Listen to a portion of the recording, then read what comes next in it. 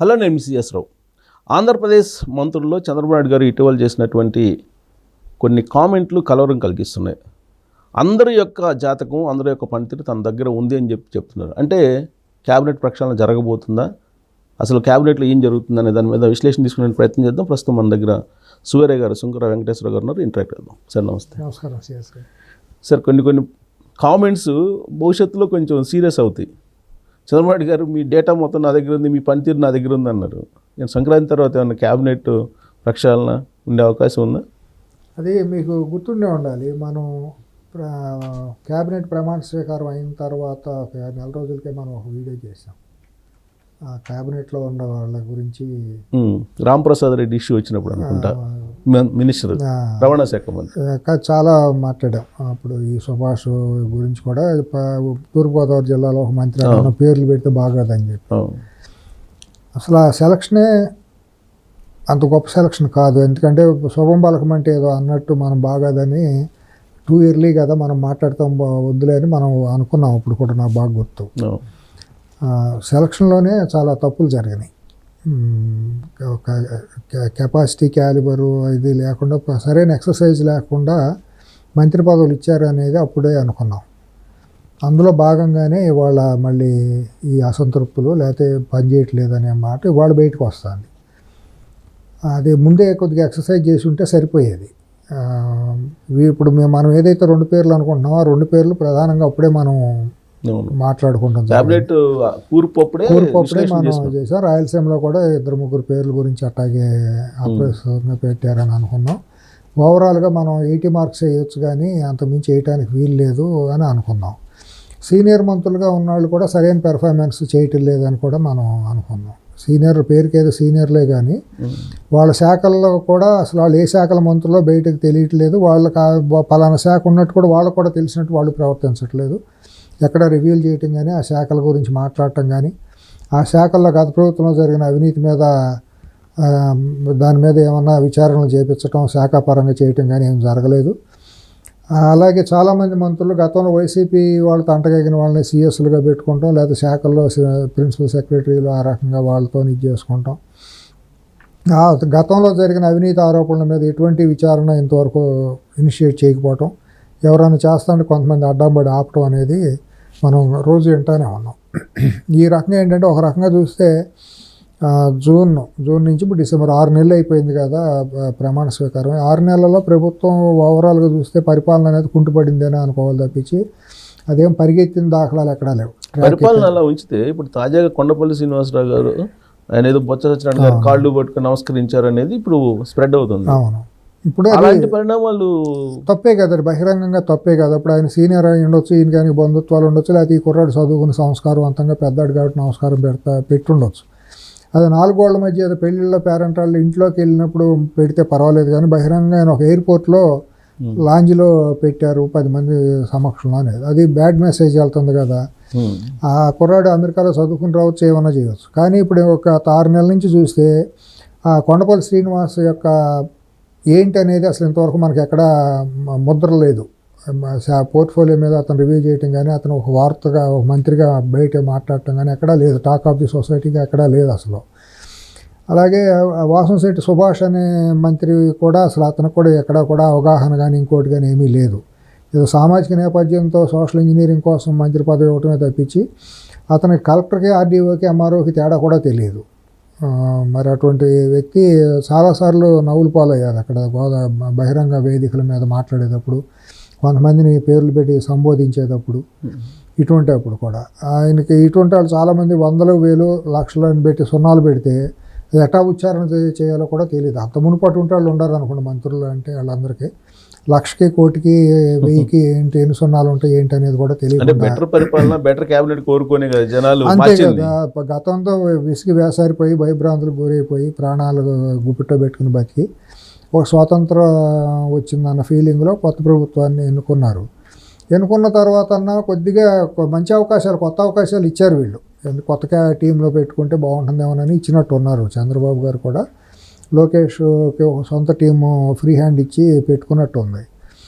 ఇది ఓవరాల్గా చూస్తే లోకేష్ టీమే అంటాను కానీ చంద్రబాబు గారి టీం అని అంటానికి వీలు లేదు. కొద్దిగా ఫ్రెషర్స్ ఒక 7గురికి అవకాశం ఇచ్చారు. సామాజిక ఈక్వేషన్ లేదో ఇచ్చారు. చూసినట్టు అది కూడా పూర్తిగా వీళ్ళందరి మూలాలు వైసీపీ నుంచి వచ్చిన మూలాలే, పార్టీ నుంచి వచ్చిన మూలాలు వీళ్ళలో చాలా మందికి లేవు. ఇప్పుడు అట్లా చూసుకుంటే రాంప్రసాద్ రెడ్డి వైసీపీ నుంచి వచ్చిన మనిషి.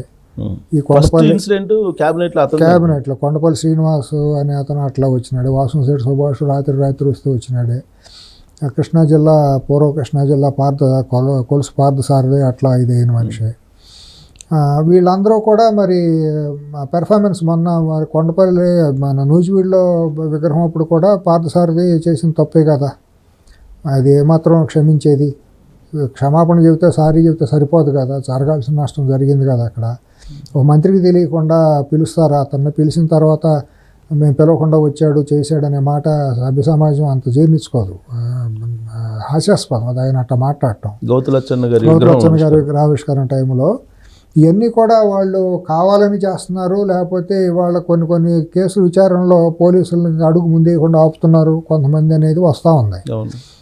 ఇప్పుడు కొంతమంది విచారణ పేరుతో తప్పించుకు తిరిగి అబ్స్కాండ్ కింద పోలీసులు రాస్తున్నారు. మాజీ మంత్రులు అబ్స్కాండ్లో ఎట్టా ఉంటారు, కళ్ళుగా పెట్టపారిపోతారు. ఒక మాజీ ఎమ్మెల్యే తమ్ముడు 6 నెలల నుంచి ఎక్కడ పారిపోతాడు, పట్టుకోలేనంత అచేతన స్థితిలో పోలీసులు ఉండారా? ఇవాళ మా పేరు నాని ఎక్కడికి పారిపోతాడు, ఎందుకు చర్యలు తీసుకోలేదు? కొడాలి నాని ఎక్కడికి పోయాడు? వీళ్ళందరూ చర్యలు ఎందుకు తీసుకుంటలేదు మీరు? మరి అతను రామకృష్ణారెడ్డి తమ్ముడు ఎక్కడికి పోయాడు? చాలామంది ఉన్నారు కదా.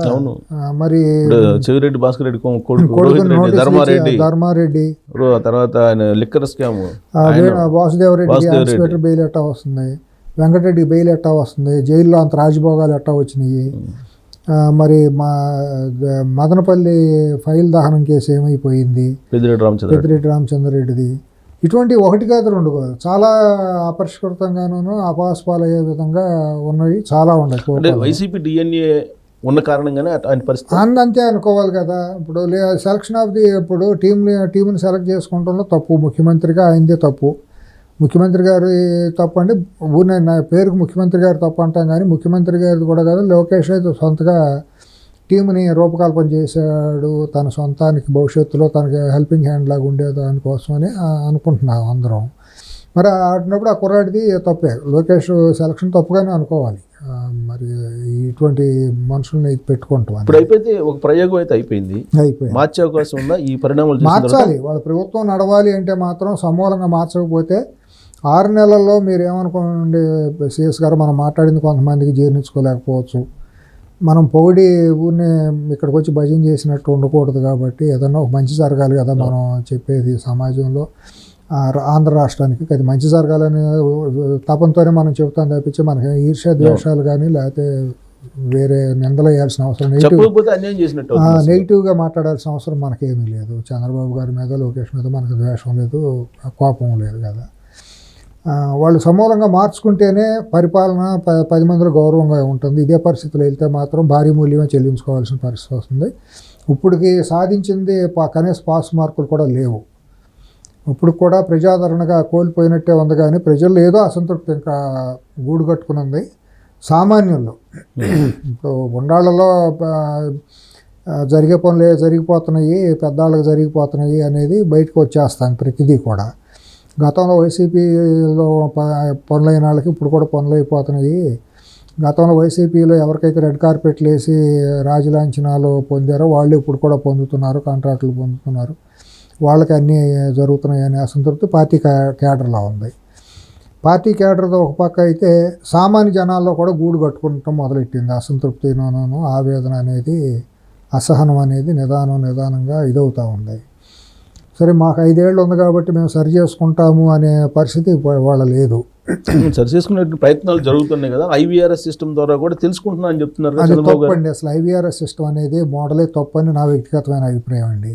ఐవీఆర్ఎస్ సిస్టంతో ఎవరికి ఫోన్ చేస్తే ఎవరు చెబుతారండి, తాగేసి ఉన్నాడు, ఆడు ఏ పరిస్థితిలో ఉన్నాడు, ఒక కామెడీ ఆయనకి వెళ్ళిపోయి బ్రహ్మాండం అని చెప్పొచ్చు కావాలని వైసీపీ వాళ్ళకి ఇంకోళ్ళకి వెళ్తే. ఐవీఆర్ఎస్ సిస్టమ్ నవ్వులు పాలైంది 14-19 మధ్య. అసలు ఆ మోడలే తప్పు. అంటే నీ ఇంటెలిజెన్స్ నువ్వు నమ్మట్లేదనే అర్థం. ఇంటెలిజెన్స్ పనికి మాలిందనేగా ఐవీఆర్ఎస్ అడిషనల్గా ఇప్పుడు ఇంటెలిజెన్స్ రిపోర్ట్ ఉంటుంది, సర్వేలు కూడా ఒక రెండు 2-3 ఎక్కడ సర్వేలు చేసుకుంటున్నారు రెండు అంటున్నారు. ఎక్కడ సింక్రనైజ్ 3 సింక్రనైజ్ అవుతున్నాయి ఎక్కడన్నా పోనీ. ఇది ఎక్కువ రిజల్ట్ ఎక్కడ వస్తుంది మీకు అసెస్ చేసుకోవాలి కదా. 3 పెట్టుకున్నాం సిఎస్ గారు, 3 మనం పంపించాం నమ్మి. 3లో ఎవరిది వాస్తవాలకు దగ్గరగా ఉంది, 3 చెబుతున్నది ఎట్లా ఉందనేది తెలిసినప్పుడు you can rely on that. అవును, సమ్అప్ చేసి క్యాబినెట్ సమావేశంలో అదే చెప్పారుగా, మీ రికార్డ్ నా దగ్గర ఉంది, జాగ్రత్తగా పనిచేయండి. ఆ 3 చెప్పకపోతే మనకు తెలియదా సిఎస్ గారు? హైదరాబాద్లో కూర్చొని మీకు నాకు తెలుసు కదా ఎక్కడెక్కడ రాష్ట్రంలో ఏం జరుగుతుంది, ఏ జిల్లాలో ఏం జరుగుతుంది మనకు తెలియట్లేదా? వాస్తవం మాట్లాడుకుందాం. ఇదంతా ఎట్లా ఉందంటే నా చంద్రబాబు గారు 40 సంవత్సరాల అనుభవం నవ్వులు పాలవుతున్నారు. ఆయన ఇది ఉడతూపులు ఊపుతున్నారు, ఆయన మామూలు ఆయన ఏం మారుతారు అన్నారు కానీ ఏం మారలేదు, అది ఇది అనేది బహిరంగంగా అంటున్నారు. ఆయన మారరు అనేది మనకు తెలుసు. ఆయన ఎందుకు ఆ మాటలు మాట్లాడిన పలసన పట్టమే కదా మీ అందరికి గుట్టు, మా దగ్గర తీసుకున్న చర్యలు ఏంటి? ఆయన అందరు గుట్టు ఉంది సరే, 6 నెలలు ఏమన్నా చర్యలు తీసుకున్నావు నువ్వు? అంటే సమయ సందర్భం ఇప్పుడు నాగబాబు గారిని క్యాబినెట్ లో తీసుకుంటారు, ఏమవుతుంది? ఆ సందర్భంగా ప్రక్షాళన చేస్తారని ఏమవుతుంది? నాగబాబుని తీసుకుంటే ఏముంది? ఎడం చేయి తీసి పొరచేయబెట్టినప్పుడు అతనికి ఉన్న ఎక్స్పీరియన్స్ ఏంటి? అతను ఏం చేయగలడు? ఊరినే పేరుకి నామకే వస్తే ఏదో పవన్ కళ్యాణ్ గారి అన్నగా ఏది ఇవ్వటమే తప్పించి అతనికి ఉన్న స్టామినా ఏంటో మనకు అంత మునుపు బహిరంగంగా మాట్లాడినప్పుడు మనకు తెలియదు బయట ప్రపంచానికి. నా వ్యక్తిగతంగా నాకైతే ఒక అంచనా ఉంది నాగబాబు అనే అతని గురించి. అతను ఏమాత్రం పెర్ఫార్మెన్స్ చేయగలడు, అతను మెడకు గుదిబండ్లాగా క్యాబినెట్లో గుదిబండ్లాగా తయారవుతాడు తప్పించి, నవ్వులు పాలు అవుతాడు తప్పించి, అతను హెల్పింగ్ హ్యాండ్ జనసేనకి ఎవడు, పవన్ కళ్యాణ్కి ఎవడు, ప్రభుత్వానికి ఎవడు. ఇప్పుడు ఇవాళ ఉన్న పరిస్థితుల్లో రాష్ట్రం చాలా క్లిష్ట పరిస్థితుల్లో ఉంది. ఇన్వెస్టర్స్ రావాలి, గతంలో జరిగిన అవినీతి దుర్మార్గాల మీద కఠినమైన చర్యలు తీసుకోవాలి. ఏమీ తీసుకుంటలేదు కదా, ఎక్కడేసిన గొంగళి అక్కడే ఉంది కదా. 6 నెలలు ఇంకా కూలింగ్ పీరియడ్ ఎక్కడండి? ఇప్పుడు హనీమూన్ పీరియడ్ కూలింగ్ పీరియడ్ అంటారు, అని ఇంకెన్ని నెలలు కూలింగ్ పీరియడ్ హనీమూన్ పీరియడ్లు? ఇప్పుడు వెంకటరెడ్డి అనే అతనికి బెయిల్ ఎట్టా వచ్చింది?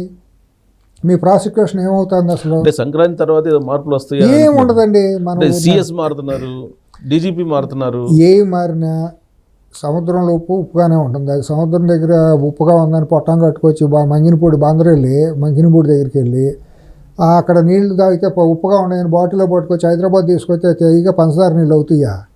దాని సహజ లక్షణం అట్టాగే ఉంటుంది. ఈ క్యాబినెట్ యొక్క చంద్రబాబు గారి సహజ లక్షణం అంతేనండి. ఆయన నాంచివేత ధోరణి, మొహమాటం ఎక్కువ, పెద్దరకం ఎక్కువ, ఇది నష్టం చేస్తుంది. కాకపోతే ఆయన మనకు డోకిపర్ ఎందుకు వెళ్తారండి? తప్ప కదా. కార్యకర్తలు ఏమనుకుంటున్నారు? పార్టీ కార్యకర్తలు డోకిపర్ ఎందుకు వెళ్ళాలి అసలు? మెగా కృష్ణారెడ్డి గుడికి పిలిస్తే నువ్వు ఎందుకు వెళ్ళాలి? ఏం మెసేజ్ ఇచ్చినట్టు నువ్వు? కేటర్కి కానీ ప్రజలకు కానీ ఏమైనా ఉపయోగం ఉందా? పార్టీకి కానీ ప్రభుత్వానికి కానీ కేటర్కి కానీ ఏమైనా ఉపయోగం జరిగిందా మీ చర్యల మూలన? అల్లు అర్జున్ అనే ఒక సినీ నటుడు ఒక చట్ట వ్యతిరేకమైన పనిలో పార్టిసిపేట్ చేస్తే ప్రభుత్వం చర్యలు తీసుకుని జైల్లోకి వెళ్ళి అరెస్ట్ అయ్యి జైలుకి వెళ్తే నువ్వు పరామర్శ చేయటం ఏంటి? అని కార్గిల్ యుద్ధానికి వెళ్ళి వచ్చాడా? అంటే అది అఫీషియల్గా లేదంటున్నారు. మరి బయటకు వచ్చింది కదా, ఖండించాలి కదా. నేను చేయలేదు. అల్లు కాంపౌండ్ నుంచి వచ్చిన లీక్స్ అంటున్నారు. లీక్ అంటే ఖండించాలి కదా. ఆయన సీఎంఓ నుంచి ఖండన రావాలి కదా. మేము అటువంటి చేయలేదని ఎందుకు మాట్లాడటం? మొహమాటం ఎందుకు? పవన్ కళ్యాణ్ గారు ప్రత్యేక విమానంలో బయలుదేరుతున్నారు అనేది కూడా లీక్ అంటున్నారు. లీకే. ఆయన వచ్చారు, నేను కలవకుండా వెళ్ళిపోయారు అనేది కూడా లీకే. కానీ ఇదంతా బిజినెస్ లో ప్రమోషన్ లో భాగం అంటారు. అతను వెనతో పెట్టిన విద్య అండి. అల్లు అరవింద్ అనే వ్యక్తికి గత 30 సంవత్సరాలు అతను ట్రాక్ రికార్డు తీసుకుంటే ఈ కృత్రిమంగా హైప్ని క్రియేట్ చేయటం కానివ్వండి, వార్తలను వండివార్చడం కానివ్వండి, అతనికి వెనతో పెట్టిన విద్య. 1980 ఎప్పుడైతే చిరంజీవి అనే నటుడు అతనికి బావ అయ్యాడో, అల్లు రామలింగయ్య గారికి అల్లుడయ్యి అరవింద్కు బావ అయ్యాడో, ఆ రోజు ఎప్పుడైతే జ్యోతిచిత్ర మన సితారా జ్యోతిచిత్ర ద్వారా సూపర్ స్టార్ని ఎన్నుకోండి అనే ఒక ఇది జరుగుతూ ఉండేది ప్రతి సంవత్సరం. అభిమానులు కూపన్స్ పంపించేసేవాళ్ళు. అప్పుడు 3 సంవత్సరాల వరుస కృష్ణ గారికి సూపర్ స్టార్ అనేది అవార్డు వచ్చింది. రామారావు గారు అప్పుడు రాజకీయాల్లోకి వచ్చి ఉండొచ్చు, లేకపోతే శోభనబాబు గారు అందరూ ఉన్నా కూడా ఆయనకు ఉన్న ఫ్యానటిజం ఎక్కువగా కృష్ణ గారికి. లేదా రకరకాల ఏదన్నా కానీ జ్యోతిచిత్ర సితారా వాళ్ళు మార్కెటింగ్ పెంచుకోవడం కోసం, వాళ్ళ పత్రికలను పెంచుకోవడం కోసం మార్కెట్లో కూపన్ చింపేస్తే అది పనికిరాదు కదా. ఒక్కొక్క కూపన్ కొనాలంటే ఒక్కొక్క పత్రిక కొనాలి కదా. అట్లా వాళ్ళ సర్క్యులేషన్ పెంచుకోవడానికి వాళ్ళు చేసిన మార్కెటింగ్ టెక్నిక్ అది. వీళ్ళు ఏం చేశారంటే వాళ్ళ హీరోయిజం పెంచుకోవడం కోసం మార్కెట్లో ఉన్న సితార్లు జ్యోతిచిత్రాలు కొనేసి ఎవరికాళ్ళు ఓట్లు వేసుకున్నట్టు మొదలు జరిగింది. దానికి పోటీకి ఇతను ఏం చేశాడంటే వాళ్ళ బావకి సూపర్ స్టార్ కాదు మెగా స్టార్ అని కృత్రిమంగా ఫ్యాన్స్ ద్వారా ఇప్పించుకున్నాడు. ఇక అక్కడి నుంచి స్టార్లో గజ్జి తామర మొదలైంది సినిమా ఇండస్ట్రీలో. ఎవరికాడు ఒక స్టార్ అని భుజాన్ని పెట్టుకోవడం, real star icon star, mega star, planet star, ఇంకా బొంగు స్టారు, బోషాన్ స్టారు, ఈ స్టార్లన్నీ భుజాన్ ఎవరి స్టార్లు, గ్లోబల్ స్టార్లు, టాయిలెట్ స్టార్లు, ఈ స్టార్లు ఎవరి స్టార్ ఆడు పెట్టుకుంటామే. ఇది నవ్వుల పాలు అయిపోయింది. ఇది అక్కడ సహజంగా జరిగేది. ఎప్పుడు సినిమాని ప్రతిసారి మార్కెటింగ్ చేసుకుంటాంలో ఫ్యాన్స్ ఆడియో రిలీజ్ చేసేటప్పుడు కూడా మనం వికృత పోకళ్ళు మనం అన్నీ చూసాం. వీడిని చూసేవాడు, వాడిని చూసి దీంట్లో ఎవరో తక్కువ కాదు, ఎవరో ఎక్కువ కాదు. అంటే నేను అనేది ఓన్లీ ఆయన అరవింద్ గారు నేను ఏదో పిన్ పాయింటెడ్ అంటాం కాదు. అంటే అరవింద్ గారు కాదు, సంజయ్ థియేటర్ ఎపిసోడ్ నేపథ్యంలో ఈయన చేసినటువంటి చంద్రబాబు గారు ఫోన్ చేశారని, లేకపోతే లీక్స్. అవును, అప్పుడు సీఎంఓ బాధ్యత కదండి, మనం వీళ్ళని అంటాం కాదు. సీఎంఓ ఏం చేస్తుంది? సీఎంఓలో పిఆర్ఓ ఉన్నాడు కదా, లైట్గా తీసుకుని ఉండొచ్చు. నష్టం ఎవరికి జరుగుతుంది? ఆయన పొరుగు పోలేదు, చంద్రబాబు గారి పొరుగు పోలా మా సమాజంలో. నువ్వు పిఆర్ఓలో అంటాడు, ఒకడు ఉన్నాడు కదా, పనికిమాలినాడు ఉన్నాడు, ఎవడో ఉన్నాడు కదా. సీఎంఓలో ప్రిన్సిపల్ సెక్రటరీ వాళ్ళు ఉంటారు కదా, వాళ్ళు ఐఏఎస్లో అడ్మినిస్ట్రేషన్ చూస్తారు అనుకోండి. పక్కన ఉండాలి కన్నా బుద్ధి జ్ఞానం ఉండాలిగా. ప్రముఖంగా వచ్చింది, ఇది అనలేదని ఖండన రావాలి కదా. సార్ ఇట్లా వచ్చింది సార్, మేము ఖండిస్తా పంపిస్తున్నాం, లేదా మనకు డ్యామేజ్ అవుతుందని ఆయన చెవిలో చెప్పాలి కదా. లేదా లోకేష్ గారికి చెప్పామంటే ఇట్లా అవుతాను సార్, మేము ఇట్లా ఖండనిస్తున్నామని అని చెప్పి మాట్లాడి చేయాలి కదా అమ్మటనే. అదేం చేయకపోతే జనం ఏమనుకుంటారు, దోణ ఏంటంటే దోణ కట్టేయండి. ఇప్పుడు అఫీషియల్గా ట్వీట్ చేశాడు జగన్మోహన్ రెడ్డి గారు, ఈయనైతే చేయలేదు కదా. ఏమంటే అఫీషియల్గా ట్వీట్ చేసి జగన్మోహన్ రెడ్డి చేశాడు, కేటీఆర్ చేశాడు. దీని వెనకాల వాళ్ళు ఇద్దరు ఉన్నారు అనేది ప్రపంచానికి తెలుసు. దానికి తగ్గట్టు భారీ మూల్యం వాళ్ళు చెల్లించారు. వీళ్ళు అంతా కలిసి ఉమ్మడిగా ఆడిన నాటకమేనని ప్రజలందరూ గమనించారు. లేకపోతే ముఖ్యమంత్రి పేరు ఎందుకు తెలియదండి వెనక ఎవరో లేకపోతేను? అంత అజ్ఞానే. ఏమైనా విదేశాల నుంచి వచ్చాడా? ఏమైనా సోమాలియా నుంచి, ఉగాండా నుంచి, ఆఫ్రికా నుంచి ఏమైనా వచ్చాడా అతను? ఏమన్నా భారతదేశంలో నువ్వు హైదరాబాద్లో ఉంటావు, నీకు హైదరాబాద్ ముఖ్యమంత్రి కూడా తెలియనాడివి, నువ్వేమి జ్ఞానివి, నువ్వేమి హీరోవి.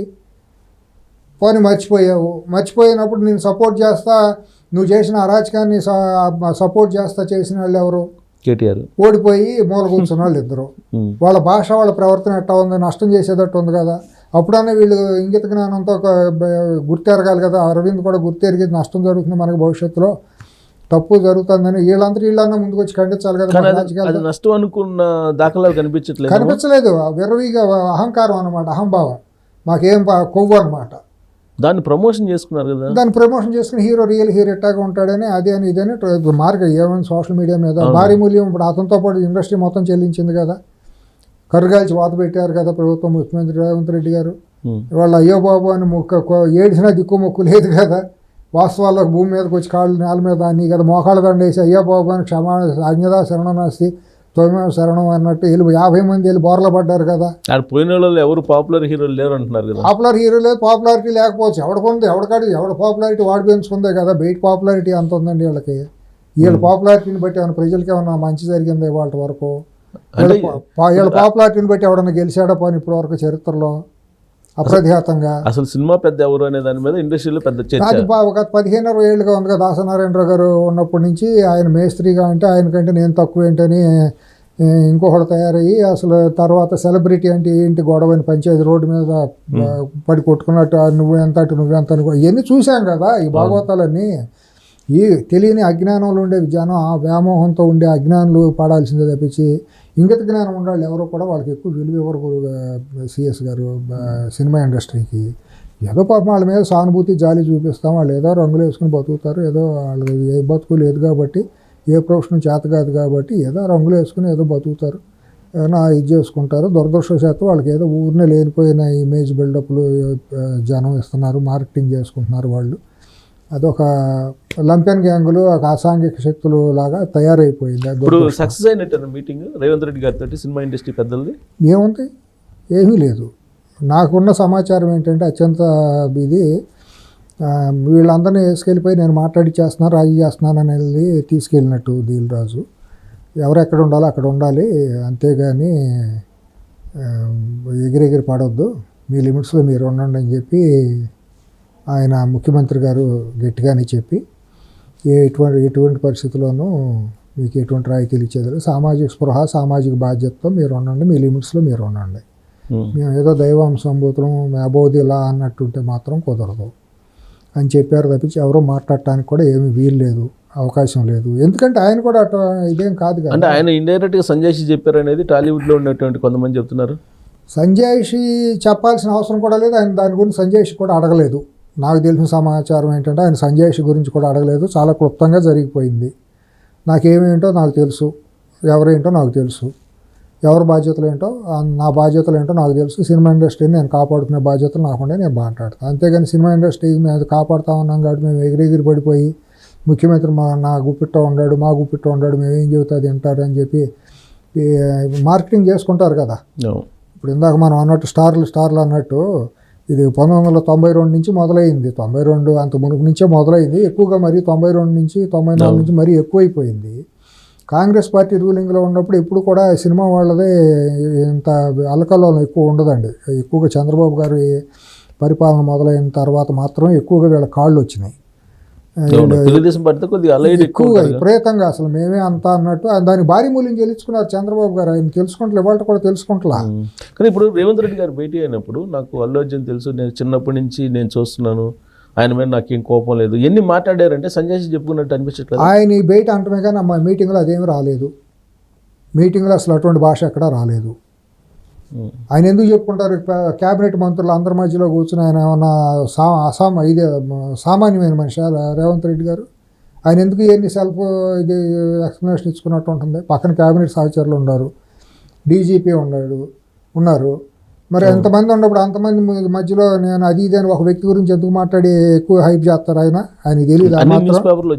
న్యూస్ పేపర్లు ఇవన్నీ కిరాయి వార్తలు ఇవన్నీ కిరాయి మీడియా. ఆయన ఏమీ లేదు. నాకు తెలిసిన వ్యక్తి, నాకు చాలా పెద్ద మనిషి, ఇళ్ళనాళ్ళలో చాలా ఇంపార్టెంట్ పర్సన్, వాళ్ళు ఉండాళ్ళలో సినిమా ఇండస్ట్రీ నలుగురిలో ఒక ప్రముఖుడు. ఏం చాలా హుందాగా జరిగింది, వెళ్ళొచ్చింది. ఆయన చెప్పాల్సింది 2 మాటల్లో చెప్పారు, వెళ్ళారు. ఏదో మేమంతా ఎంత గొప్ప అని ప్రదర్శన చేసుకోవాలని ప్రయత్నం చేశారు. అది కూడా వాళ్ళకి చల్లలేదు. అక్కడ మీ లిమిట్స్ మీరు గుర్తెరగండి అని కూడా వాళ్ళకి చెప్పారు.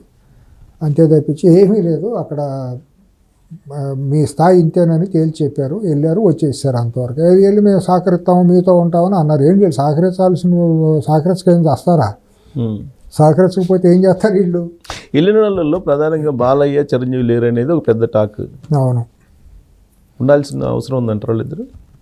ఈ అవసరం ఏముంటుందండి? అవసరం ఉందో లేకపోయింది అనేది ఏం కాదు. ఇప్పుడు వీళ్ళు వెళ్ళారు, ఎందుకు వెళ్ళారు అనేది అందరికీ తెలుసు. వీళ్ళ సినిమా ఇండస్ట్రీ భాగవతం ఏంటనేది కూడా అందరికీ తెలుసు. మనం అందరం చూస్తున్నాం. అందుతో చుట్టూ అందకపోతే కాళ్ళు.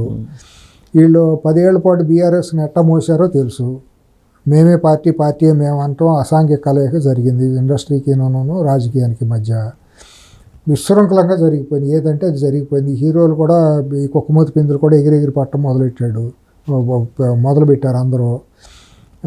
ఎవరికాడే కేర్ ఆఫ్ అడ్రస్ ఏంటంటే తాత పేరో, తండ్రి పేరో, మేనమామ పేరో, బాబాయ్ పేరో ఎట్లా చెప్పుకురావాల్సిందే తప్పించి సొంత నటన నవరసాలు ఒలికిచ్చేవాడు ఒక్కడు లేడు వాళ్ళల్లో. నవరసాలు అంటే అర్థం కూడా వాళ్ళకి తెలియదు, నటన ఏంటో తెలియదు. ఒక సినిమా సామాజిక స్పృహ ఉన్న సినిమా ఇన్నాళ్ళు 25 ఏళ్లలో ఎప్పుడూ తెలుగు నేల మీద రాలేదు. ఏ కోణంలో ఒక రైతుకో, ఒక కూలీకో, ఒక మహిళకో ఒక ఉత్తేజం, చైతన్యం, ఆలోచన కలగజేసే సినిమాలు ఎప్పుడు మన బలగం లాంటి సినిమా, కొత్త సినిమా, మంచి సినిమా, అర్థవంతమైన సినిమా వచ్చింది. తప్పించి పెద్ద సినిమాలు హిట్ అయినాయి, ఆస్కార్ అవార్డులు వచ్చినాయి అనేది, ఆస్కార్ అవార్డులు తెచ్చుకుంటున్నా కానీ వచ్చింది కాదు అది. నేషనల్ అవార్డు ఇవన్నీ కూడా బెంచ్ మార్క్ అనేది ఏమీ లేదండి. అవన్నీ కొనుక్కుంటే వచ్చినాయి అని, దాంట్లో ఏం సత్తా స్టామినా ఉంది, ఏం మెసేజ్ ఓరియంటెడ్ సినిమాలని. తర్వాత మన పుష్ప లాంటి సినిమాకి సెన్సార్ ఇవ్వటం అనేది చాలా దుర్మార్గం. అసలు నిజంగా చట్ట ప్రకారంగా సెన్సార్ వాళ్ళ మీద కేసులు పెట్టాలి. ఎందుకంటే పోలీసు వ్యవస్థని అవహేళన చేసేటట్టు, చాలా అసాంఘికంగా సైకో లక్షణాలతో ప్రదర్శించేటట్టు చేశారు. దాంట్లో ఒక హీరో ఒక నీళ్ళు దాంట్లో మూత్రం పోస్తే దాన్ని ఐపీఎస్ ఆఫీసర్ తాగేటట్టు ఒక సీన్ పెట్టారని నేను విన్నాను. నేను సినిమాలు చూడను, చెబుతున్నారు. అంతకంటే దుర్మార్గం, అసాంఘికం ఏమైనా ఉంది? అది పోలీసు వ్యవస్థకే సిగ్గుచేటు కదా. దాన్ని సెన్సార్ ఎట్లా ఇస్తారు? అసలు ఇచ్చే అవకాశం ఉందో ఏమాత్రం అన్నా? ఇంగిత జ్ఞానం కడుపు ఆనంద తినేవాళ్ళైనా సెన్సార్ ఆఫీసర్ కానీ సభ్యులు కానీ వాళ్ళు మనుషులైన మానవ జన్మ ఎత్తారు అసలు? వాళ్ళు నాగరికులైన వాళ్ళు. పోలీసుల కంటే మొత్తం మీకు సర్వీస్లో ఉండే జీతం అంతా ఎంత అవుతుందో చెప్పండి, ఇప్పుడే డబ్బులు ఇచ్చేస్తాను, కట్టలు ఇచ్చేసి వాళ్ళతో రాజీనామా చేసి మొదలెడతాడంట. ఇదొక సీన్ ఉందంట. ఇది వ్యవస్థ సమర్థించవచ్చు అసలు? ఇటువంటి సినిమాని కోర్టులు మాత్రం కోర్టులు ఏమంటే మా దృష్టికి రాలేదు కాబట్టి అంటే దృష్టికి వస్తేనేనా? కొన్ని ఎన్ని దృష్టికి వస్తే సుమోటోగా తీసుకుని ఇది చేశారు. మరి ఇప్పుడు మొన్న ఏ దృష్టితో అతను గొప్ప హీరోగా మీరు ఇది చేశారు? అవుట్ ఆఫ్ టర్న్లో కేసులు ఎట్టయి ఉన్నారు?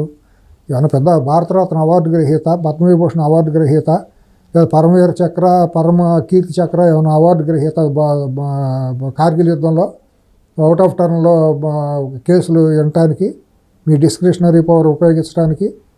డిస్క్రిషనరీ పవర్ అంటే మీ ఇష్టానుసారం ఉపయోగించడం కాదు. దానికి ఒక డిస్క్రిషనరీ పవర్ అంటే దానికి ఒక విలువ, దానికి ఒక అర్థం, దానికి ఒక లిమిటేషన్స్ ఉంటాయి. ఇప్పుడు ఈ ఎపిసోడ్ తర్వాత ప్రభుత్వానికి సినిమా ఇండస్ట్రీ గ్యాప్ అనేది ఉంది అనేది ఒకటి ఏర్పడింది. అది సమసిపోయినట్టు అసలు ఎందుకండి దానికి అంత ఎందుకు ప్రయారిటీ ఇవ్వాల్సి చేస్తారు? సినిమా ఇండస్ట్రీ ఏంటది? ఆఫ్టర్ ఆల్ అన్నింటిలోనూ ఒక భాగం అదేదో పడి ఉంటుంది, ఒక మూల పడి ఉంటుంది. దాని మూలాన సమాజం నడుస్తుందండి సిఎస్ గారు? సినిమా ఇండస్ట్రీ మూలాన సమాజం కానీ దేశం కానీ నడుస్తుందా? సమాజానికి ఉత్పాదకం ఏమన్నా ఉందా దాని మూలాన? రైతుకి ఏమన్నా ఉపయోగమా వాళ్ళ మూలాన? నిరుద్యోగులకి ఏమైనా ఉపయోగమా? సాఫ్ట్వేర్ రంగానికి ఉపయోగమా? రవాణా రంగానికి ఉపయోగమా? వినోద రంగం అని చెప్తున్నారు. ఏంటి వినోదం? అంతకంటే ఎక్కువ వినోదం పొందే విషయాలు చాలా ఉన్నాయి మా దేశంలో. ఇప్పుడు ఆర్ట్ ఫామ్లు గ్రామాల్లో వేసుకునే దీంతో కూడా వినోదం పొందుతారు. మీరు వినోదం పేరుతో మీరు చేస్తుంది ఏంటి? అంత అరాచకం కాదా? దోపిడీ కాదా? మీరు వినోదం పేరుతో టికెట్లు పెంచుకొని టికెట్లు పెంపుదలకి ప్రభుత్వాలు ఏ ప్రభుత్వం ఇచ్చినా కూడా దుర్మార్గం, రాజ్యాంగ వ్యతిరేకం. ఒక సినిమాకు ఒక టికెట్ నిర్ణయించుకున్నారు, ప్రభుత్వం నిర్ణయించింది కాబట్టి ఆటో డ్రైవర్లకి రేట్ నిర్ణయిస్తారు ట్రాఫిక్ పోలీసులు. ఇదిగో మీటర్కి ఎంత, కిలోమీటర్కి ఎంత అని. దాని మీద ఇది చేస్తే పోలీసులు కేసులు పెడతారు. అట్లాగే థియేటర్లకు కూడా ప్రభుత్వం రేట్లు నిర్ణయించింది. నేల టికెట్ ఎంత, బెంచ్ టికెట్ ఎంత, బాక్స్ ఎంత అని పెట్టింది. దాని మీద మేము ఎక్కువ 1000 కోట్లు పెట్టి సినిమా తీసాం కాబట్టి మాకు 1000 రూపాయలు టికెట్ ఇవ్వమంటే ప్రభుత్వం ఎట్టేస్తుందంటే తప్పు కదా? తప్పు కదా అది? ఇస్తామని చెప్పి ఇండైరెక్ట్ గా రేవంత్ రెడ్డి గారు కూడా మళ్ళీ చెప్పారు అది తప్పు. ఎవరు గురుకులాలకి సెస్ వసూలు చేయాలి, మీ టికెట్ల నుంచి వసూలు చేయండి అని అంటారు. అది వసూలు చేస్తామని చెప్తే ఇచ్చేస్తారుగా. అసలు ఏదైనా కూడానండి. ఇప్పుడు బెనిఫిట్ షో అంటే ఎందుకు వేస్తాం? మన చిన్నప్పుడు కాలేజీలో వాటిలో మనం వచ్చిన బెనిఫిట్ షోలోని సినిమాలు వేసుకుని ఏదో డ్రామాలు వేసి చేసేవాళ్ళు. దాని మీద వచ్చేది అనాథ శరణాలయానికో, ఓల్డ్ ఏజ్ హోమ్కో, లేకపోతే రోడ్లు వేయటానికో, స్కూలు బాగు చేసుకుంటానికో పెట్టుకునేవాళ్ళు. ఇవాళ ఈ బెనిఫిట్ షో మూలాన ఎవరు బెనిఫిట్ అవుతున్నారు? సమాజంలో ఏదైనా బెనిఫిట్ జరిగింది? ఇప్పుడు వరకు జరిగిన పెద్ద పెద్ద సినిమాలో బెనిఫిట్ షోల ద్వారా టికెట్లు పెంచుకున్న దాని మూలాన సమాజానికి ఎక్కడ రూపాయి వచ్చిందా? వీళ్ళు ఇప్పుడు ఇంకోటి, ఈ బెనిఫిట్ షోలతో వీళ్ళు జలగల్లాగా పిండేస్తుంది ఫ్యాన్స్నేగా. పేరుకేమో పాన్ ఇండియా సినిమాలు అంటారా? పాన్ ఇండియాలో దేశం మొత్తం రేట్లు పెంచారా? పెంచలేదుగా. ఇతర భాషల్లో ఎక్కడ థియేటర్లో టికెట్లు పెంచలేదుగా. సొంత రాష్ట్రంలో తెలుగు భాషలోనే నువ్వు జలగల్లాగా నీ సొంత జాతిని ఎందుకు పేల్చాలి? మీరు జలగల్లాగా సాంఘిక శక్తుల్లాగా, దొంగల్లాగా, గజ దొంగల్లాగా, దోపిడీ దొంగల్లాగా, డకైట్లాగా మీరు ఎవరిని దోశారు? ఆ సినిమా హిట్ ఆఫ్ ఫట్టో 6 రోజులు తేలిపోతుంది. హిట్ అయిన ఫట్ అయిన ముందు వెళ్ళే 4-5 రోజులు ఫ్యాన్స్ పేరుతో ఉండే అమాయకులే కదా, వాళ్ళ కుటుంబాలనే మీరు దోషేస్తుంది. బయటకు వచ్చి వీళ్ళు ఏం మాట్లాడతారు? నంగనాచి మాటలు. మాకు ఫ్యాన్స్ దేవుళ్ళు, మా కుటుంబ సభ్యులని. కుటుంబ సభ్యులని దేవుళ్ళు ఇట్టాగానే దోసుకునేది. వీళ్ళు ఏం చెప్పదలుచుకున్నారు? ఇవాళ సినిమా అనేది మంచి సినిమా, బలగం అనే సినిమా ఉందండి. చాలా ఎక్కువ రోజులు థియేటర్లు అన్నింటిలోనూ ఆడిందండి. అది కదా సినిమా హిట్ అనేది, అది కదా తేల్చేది. ఒక సినిమా ఆర్గానిక్ గ్రోత్ లేదా హెల్దీ గ్రోత్ ఉన్నప్పుడు ఎక్కువ మంది ప్రేక్షకుల్ని, సామాన్యుల్ని, మధ్యతరగతులు అందరినీ సినిమా థియేటర్ రప్పించి చూపించగలిగేది మంచి సినిమా. అటువంటి సినిమాని మీరు ఎందుకు నిర్మిస్తున్నారు? ఏంటి మీకు పోయే కాలం? ఇప్పుడు వాళ్ళు నిర్మించకపోయినా ఇప్పుడు తాజాగా ఏంటంటే ఈశ్వర్ అనే ఒక అభిమాని గేమ్ చేంజర్ రామ్ చరణ్ కోసం సూసైడ్ చేసుకుంటాను, మీరు ట్రైలర్ రిలీజ్ చేయండి అని అడుగుతున్నాడు. సైకోలు ఉంటారండి కొంతమంది. ఇటువంటి వాళ్ళు నీళ్ళే సినిమా కంపెనీలలో పెంచి పోషిస్తారండి. కత్తులతో కోపించేది, లేకపోతే పొట్టేళ్ళ తల్ల కొట్టేసి కటౌట్లకి దండలు వేసేది, చేతులు కోసుకుని బొట్లు పెట్టేది, నోటితో పొట్టేళ్ళని కొరికి నెత్తురు దాగి, ఏ సైకో లక్షణాలు కాకపోతే ఇటువంటి సైకో యాదవులే సినిమాల్లో కూడా ఈ సీన్లో పెడతారు. ఈ డైరెక్టర్ పోరంబోక డైరెక్టర్లోనూ, ఈ పోరంబోక హీరోలు. అంతేగాని ఒక ఆత్మీయత, ఒక ఆర్ద్రత అనేది ఎక్కడా లేదు. ఇవాళ అరుపులు, కేకలు. ఎందుకు అరుస్తారో తెలియదు. పశువులు కూడా బయట అరిసినట్టు, హీరో విలన్ అరుచుకునేటట్టు. ఇంత దూరంలో ఉండి మనుషులు 2 క్యారెక్టర్లు మాట్లాడుకోవాలంటే, రౌద్రం ప్రదర్శించాలంటే అభినయం ముఖ్యంగా, అరుపులు ముఖ్యమా? ఏంది అరుపులేంటి? ఏ ముఖంలో ఎక్కడైనా ఎక్స్ప్రెషన్ ఉందా? అరవకపోతే ఆడు హీరో కాదంట, ఆడు అరవాలంట. ఫైట్లు కూడా అసలు గాలితనమైన ఫైట్లు ఎందుకు పెడతారో తెలియదు. ఆ హీరోయిన్కి వ్యాంప్ ఆర్టిస్ట్ లేదు, హీరోయిన్ వ్యాంప్ ఆర్టిస్టు. లేదా హీరో కూడా బరి తెగించి ఆడు కూడా అండర్వేర్ వేసుకుని, షెడ్యూలు బనీలు వేసుకుని ఆడు కూడా ఒక మేల్ వ్యాంప్ ఆర్టిస్ట్ లాగా వాడు తయారైపోయాయి. ఈ సినిమానా ఇవాళ? ఈ ఎదవలు తీసే సినిమాలు జనం చూడాలా? దీనికి ఒక అసోసియేషనా? వీళ్ళ మూలం సమాజం నడుస్తుందా? వీళ్ళంట ఉపాధి ఏంటి ఉపాధి కల్పించేది? నేను ఇంకోటి కూడా చెబుతాను, ఎందుకంటే బ్రహ్మాండమైన ఉపాధులు చాలా ఉండేవి. యూరోపియన్ కంట్రీస్లో ప్రాస్టిట్యూషన్ లీగలైజ్ చేశారు, లైసెన్స్లు ఇచ్చేశారు, అక్కడ ఉపాధి జరుగుతుంది. ఏంది వీళ్ళు ఈ పోరంబోక్ ఇండస్ట్రీ మూలన గత 30 ఏళ్ళుగా ఎక్కడన్నా కానీ సమాజానికి మేలు జరిగిందా? ఎంటర్టైన్మెంట్ ఏంటి? What is the meaning of entertainment? అంటే ఇప్పుడు కాదండి, ఒక సినిమాకి వెళ్ళాలండి సిఎస్ గారు, మనం వెళ్ళాలనుకోండి సినిమాకి, గతంలో ఎప్పుడైనా వెళ్ళినా సకుటుంబ సపరివారంగా వెళ్ళి కూర్చునేవాళ్ళం అండి. ఒక పక్క అమ్మ, ఒక పక్క చెల్లి, ఒక పక్క కట్టుకున్న భార్య, అందరం వెళ్ళి కూర్చుని చూసేవాళ్ళం అండి. ఇవాళ సినిమాలు కనీసం కట్టుకున్న పెళ్ళాంతో అన్న వెళ్ళి చూడగలిగేటట్టు ఉందా? సంస్కారవంతమైన మూడు పెళ్ళాలు వెళ్ళి పక్కన కూర్చొని చూడగలరా అసలు? ఏంటి వీళ్ళు తీసే సినిమాలు అర్థం ఏంటి? వీళ్ళు ఇచ్చే మెసేజ్ ఏంటి సమాజానికి? అంటే దాన్ని యాక్సెప్ట్ చేస్తుంది సమాజం, ప్రభుత్వం యాక్సెప్ట్ చేస్తుంది. ప్రభుత్వాలు తప్పండి. సెన్సార్ అనేది దుర్మార్గంగా అయిపోయింది, అది ఒక పోరంబోకల సంస్థ అయిపోయింది, అనైతికం. అసలు అది ఏం మాట్లాడాలో కూడా తెలియదు. సినిమా ఇండస్ట్రీ ఎంత దిగజారిపోయింది, సెన్సార్ అనేది అంతకంటే పోరంబోకలుగా దిగబారి. ఇప్పుడు నా పాయింట్ ఏంటంటే, ఆ రోజు సంజయ్ థియేటర్లో చనిపోయింది కాబట్టి అల్లు అర్జున్ అరెస్ట్ చేశారు. ఇప్పుడు ఈ ట్రైలర్ కోసం రేపు ఎల్లుండి రిలీజ్ చేయకపోతే నేను చచ్చిపోతానని సూసైడ్ లెటర్ రాశాడు. ఇప్పుడు రామ్ చరణ్ అరెస్ట్ చేయాలా? తప్పు కదండి. ఎందుకు ఈ సైకోగాన్ని తీసుకెళ్ళి లోపల మెంటల్ హాస్పిటల్, ఎరగడ్డ మెంటల్ హాస్పిటల్లో పడే, కరెంట్ షాక్ ట్రీట్మెంట్లు ఇస్తే అదొక సరిపోతుంది. ఇటువంటి అదో 10 మందిని తీసుకెళ్ళి పిచ్చి హాస్పిటల్లో పడేస్తే సమాజానికి ఒక గట్టి మెసేజ్ వెళ్ళినట్టు అవుతుంది. ఒకటి రామ్ చరణ్ కట్టడి చేయాలి కదా, అప్పుడేమో అల్లు అర్జున్ కట్టడి చేయాలి. ఎవరైనా సరే, ఎవరైనా ఇప్పుడు అల్లు అర్జున్ అరెస్ట్ చేయటం అంటే ఉద్దేశపూర్వకం కాదు, ఏం కాదండి, ఒక మెసేజ్ ఇవ్వాలండి. అదే ఇప్పుడు సమాజానికి, ఎందుకంటే బరి తెగిస్తే మనకి ఏదైనా ఒలి చేడుతుందనే భయం అనేది ఒకటి ఉండాలండి. ఆ రోజు పోలీసులు అతన్ని నువ్వు వెళ్ళొద్దు, అక్కడ ఒత్తిడి జరుగుతుంది అనే మాట చెప్పడం జరిగిందండి. దాన్ని ఉల్లంఘించి వెళ్ళాడండి. కాబట్టి నువ్వు ఉల్లంఘించి వెళ్ళావు కాబట్టి నీ మీద చట్టం తన పని తాను చేసుకుపోతుందని చెప్పడం ముఖ్య ఉద్దేశం కోసం చేసింది తప్పించి దాని మీద రేవంత్ రెడ్డి గారి పేరు ఎత్తలేదు కాబట్టి, మర్చిపోయారు కాబట్టి, దాన్ని కేటీఆర్ ట్రోల్ చేసి నీ పేరు హీరోనే గుర్తుపెట్టుకోలేదు, సినిమా వాళ్ళకి గుర్తులేదని అన్నాడు కాబట్టి, ఇది అనేది అవివేకం అండి. ఇది సమాజంలో ఒక బలమైన మెసేజ్ వెళ్ళాలండి ఎప్పుడు కూడాను. ఇటువంటి బరితెగింపుకి ఎప్పుడో ఒకసారి కట్టడి జరగాలి. అందుకే ఇప్పుడు రామ్ చరణ్ కూడా అరెస్ట్ చేస్తే ఈ సూసైడ్ లెటర్ రావు కదా. ఇప్పుడు మొదలైంది గేమ్ చేంజర్ 10వ తారీఖు రిలీజ్. ఇప్పుడు ఒకటండి, ఇప్పుడు రామ్ చరణ్ అరెస్ట్ చేసినో, లేదా జూనియర్ ఎన్టీఆర్నో, లేదా రేపు పొద్దున మహేష్ బాబు, ఎవరో వీళ్ళందరూ అరెస్ట్ చేయడం మూలాన ఫ్యాన్స్లో ఉండే మానసిక రుగ్మతలు పోవు కదా. మనం ముందు ఎక్కడ వేయాలి, రూట్ కాజ్ ఎక్కడో తెలుసుకుని అక్కడ మనం వేయాలి. కానీ మనం ఎక్కడో తలకి నొప్పి అయితే మోకాలికి జెండు బొమ్మరు అయితే పోదు కదా. కాబట్టి హీరోని అరెస్ట్ చేయటం అనేది కాదు, అక్కడ హీరోని అరెస్ట్ చేయడానికి హీరోని కాదండి, ఉల్లంఘన చేశాడు ఆ హీరో ఏంటి జింగనాథ్, వాళ్ళ హీరో ఎవడండి? హీరో ఏంటి? బొంగులో హీరో నటులే ఉంటారు, కళలో నటులే ఉంటారు. నేను సూపర్ స్టార్ అంటున్నాడు రేవంత్ రెడ్డి. ఎప్పుడైనా ముఖ్యమంత్రి సూపర్ స్టార్ అండి, లీడరే సూపర్ స్టార్. అదే సమాజంలో సిఎస్ గారు, రాజకీయ నాయకులు, పాలకులు అనేవాళ్ళు సూపర్ స్టార్, నిజమైన నాయకులు అండి. వీళ్ళు బతుకుదేరుకు మోహానికి రంగులు వేసుకుని ఏదో వేరే వృత్తి ఏమీ చేయలేక ఏదో దాన్ని నమ్ముకుని అక్కడ ఏదో 4 వేషాలు వేసుకుని ఏదో పొట్టబోసుకుంటున్నారు, పెళ్ళాం పిల్లలు పోసుకుంటున్నారు. కాకపోతే అందరికంటే బెటర్గా 4 రూపాయలు వస్తున్నాయి కాబట్టి ఏదో వాళ్ళు నడుస్తుంది.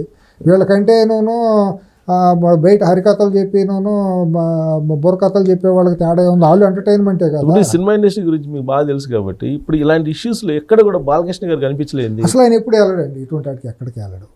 అంటే ఏదో ఏందో పద్ధతిలో ఆయన వెళ్తూ ఉంటాడు కానీ ఆయన ఏ రోజు కూడా అక్కడికి వెళ్ళి నా టికెట్లు పెంచమని రిప్రజెంటేషన్ ఇవ్వటం చేయటం, ఆయనది ఒక స్టైల్, సపరేట్ స్టైలు. ఎక్కడికి వెళ్ళటం, బతిమాలుకుంటాం, అది ఇది అని అంటాం, లేకపోతే అక్కడికి వెళ్ళి సరెండర్ అయిపోయినట్టు ఉంటాం.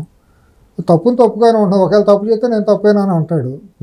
లేదు 10 మందికి ఉపయోగపడితే ఇది బాగుందో, మంచి పని చేయండి, బాగా చేస్తున్నాం, మీరు ఉపయోగం ఉంటే సహకారం చేయండి అని అంటాడు. అది డిఫరెంట్ ఇది. ఆయన మనం వీళ్ళతో పోల్చడానికి. కానీ ఇప్పుడు ఆయనకి లేని సమస్యలు వీళ్ళకందరికి వస్తున్నాయిగా. వీళ్ళు కొని తెచ్చుకుంది. ఎప్పుడు కూడానండి ఒక సామాజిక స్పృహ నేపథ్యం ఉండాలి. ఎప్పుడు కూడా సినిమా కథ వినేటప్పుడు దీంట్లో ఎంతవరకు మనం ఏం చేస్తాం. ఆయనలోనూ లిమిటేషన్స్ దాటినవి చాలా ఉన్నాయి. ఆయన గొప్ప, నేనేం గాలికి ఎత్తట్లేదు, ఆయన ఫ్యాన్, ఎవరికి నేను ఫ్యాన్స్ని కాదు. సారీ, ఇంతవరకు నేను సినిమాల్లో ఏ సినిమా నటుడికి నేను ఫ్యాన్స్ కాదు, నాకు అభిమాని కాదు. నేనే గొప్ప హీరోని, నాకు నేనే హీరో. నేనే హీరో, నా జీవితంలో నేనే హీరోని, నా తల్లిదండ్రులే నాకు దేవుళ్ళు. అంతవరకే. అనుకోవాలని కోరుకుంటూ నేను అభిమానిస్తాను. నేను ఎస్వి రంగారావు గారికి, ఎన్టీ రామారావు గారికి అంటే ఎస్వి రంగారావు గారికి నేను గొప్ప నటనలో అభిమాని. అంటే ఎందుకంటే ఆయన అంత నవరసాలు పలిగించే గొప్ప. రామారావు గారు తక్కువ అని కాదు, నేను ఆయనలో కూడా అంత ఇది.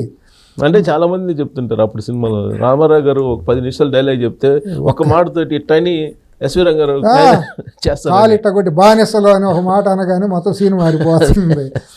కైకాల సత్యనారాయణ గారు కానివ్వండి, మహనీయులు వీళ్ళందరూ గొప్ప గొప్ప నటులండి.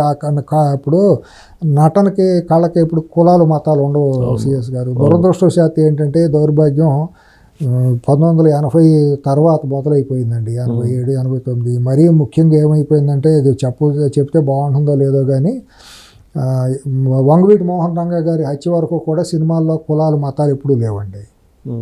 అసలు అందరూ ఆత్మీయంగా అందరూ ఒకళ్ళకొకళ్ళు పలుక్కుంటూ మాట్లాడుకుంటున్నది తప్పించి ఏ రోజు లేదండి అసలు.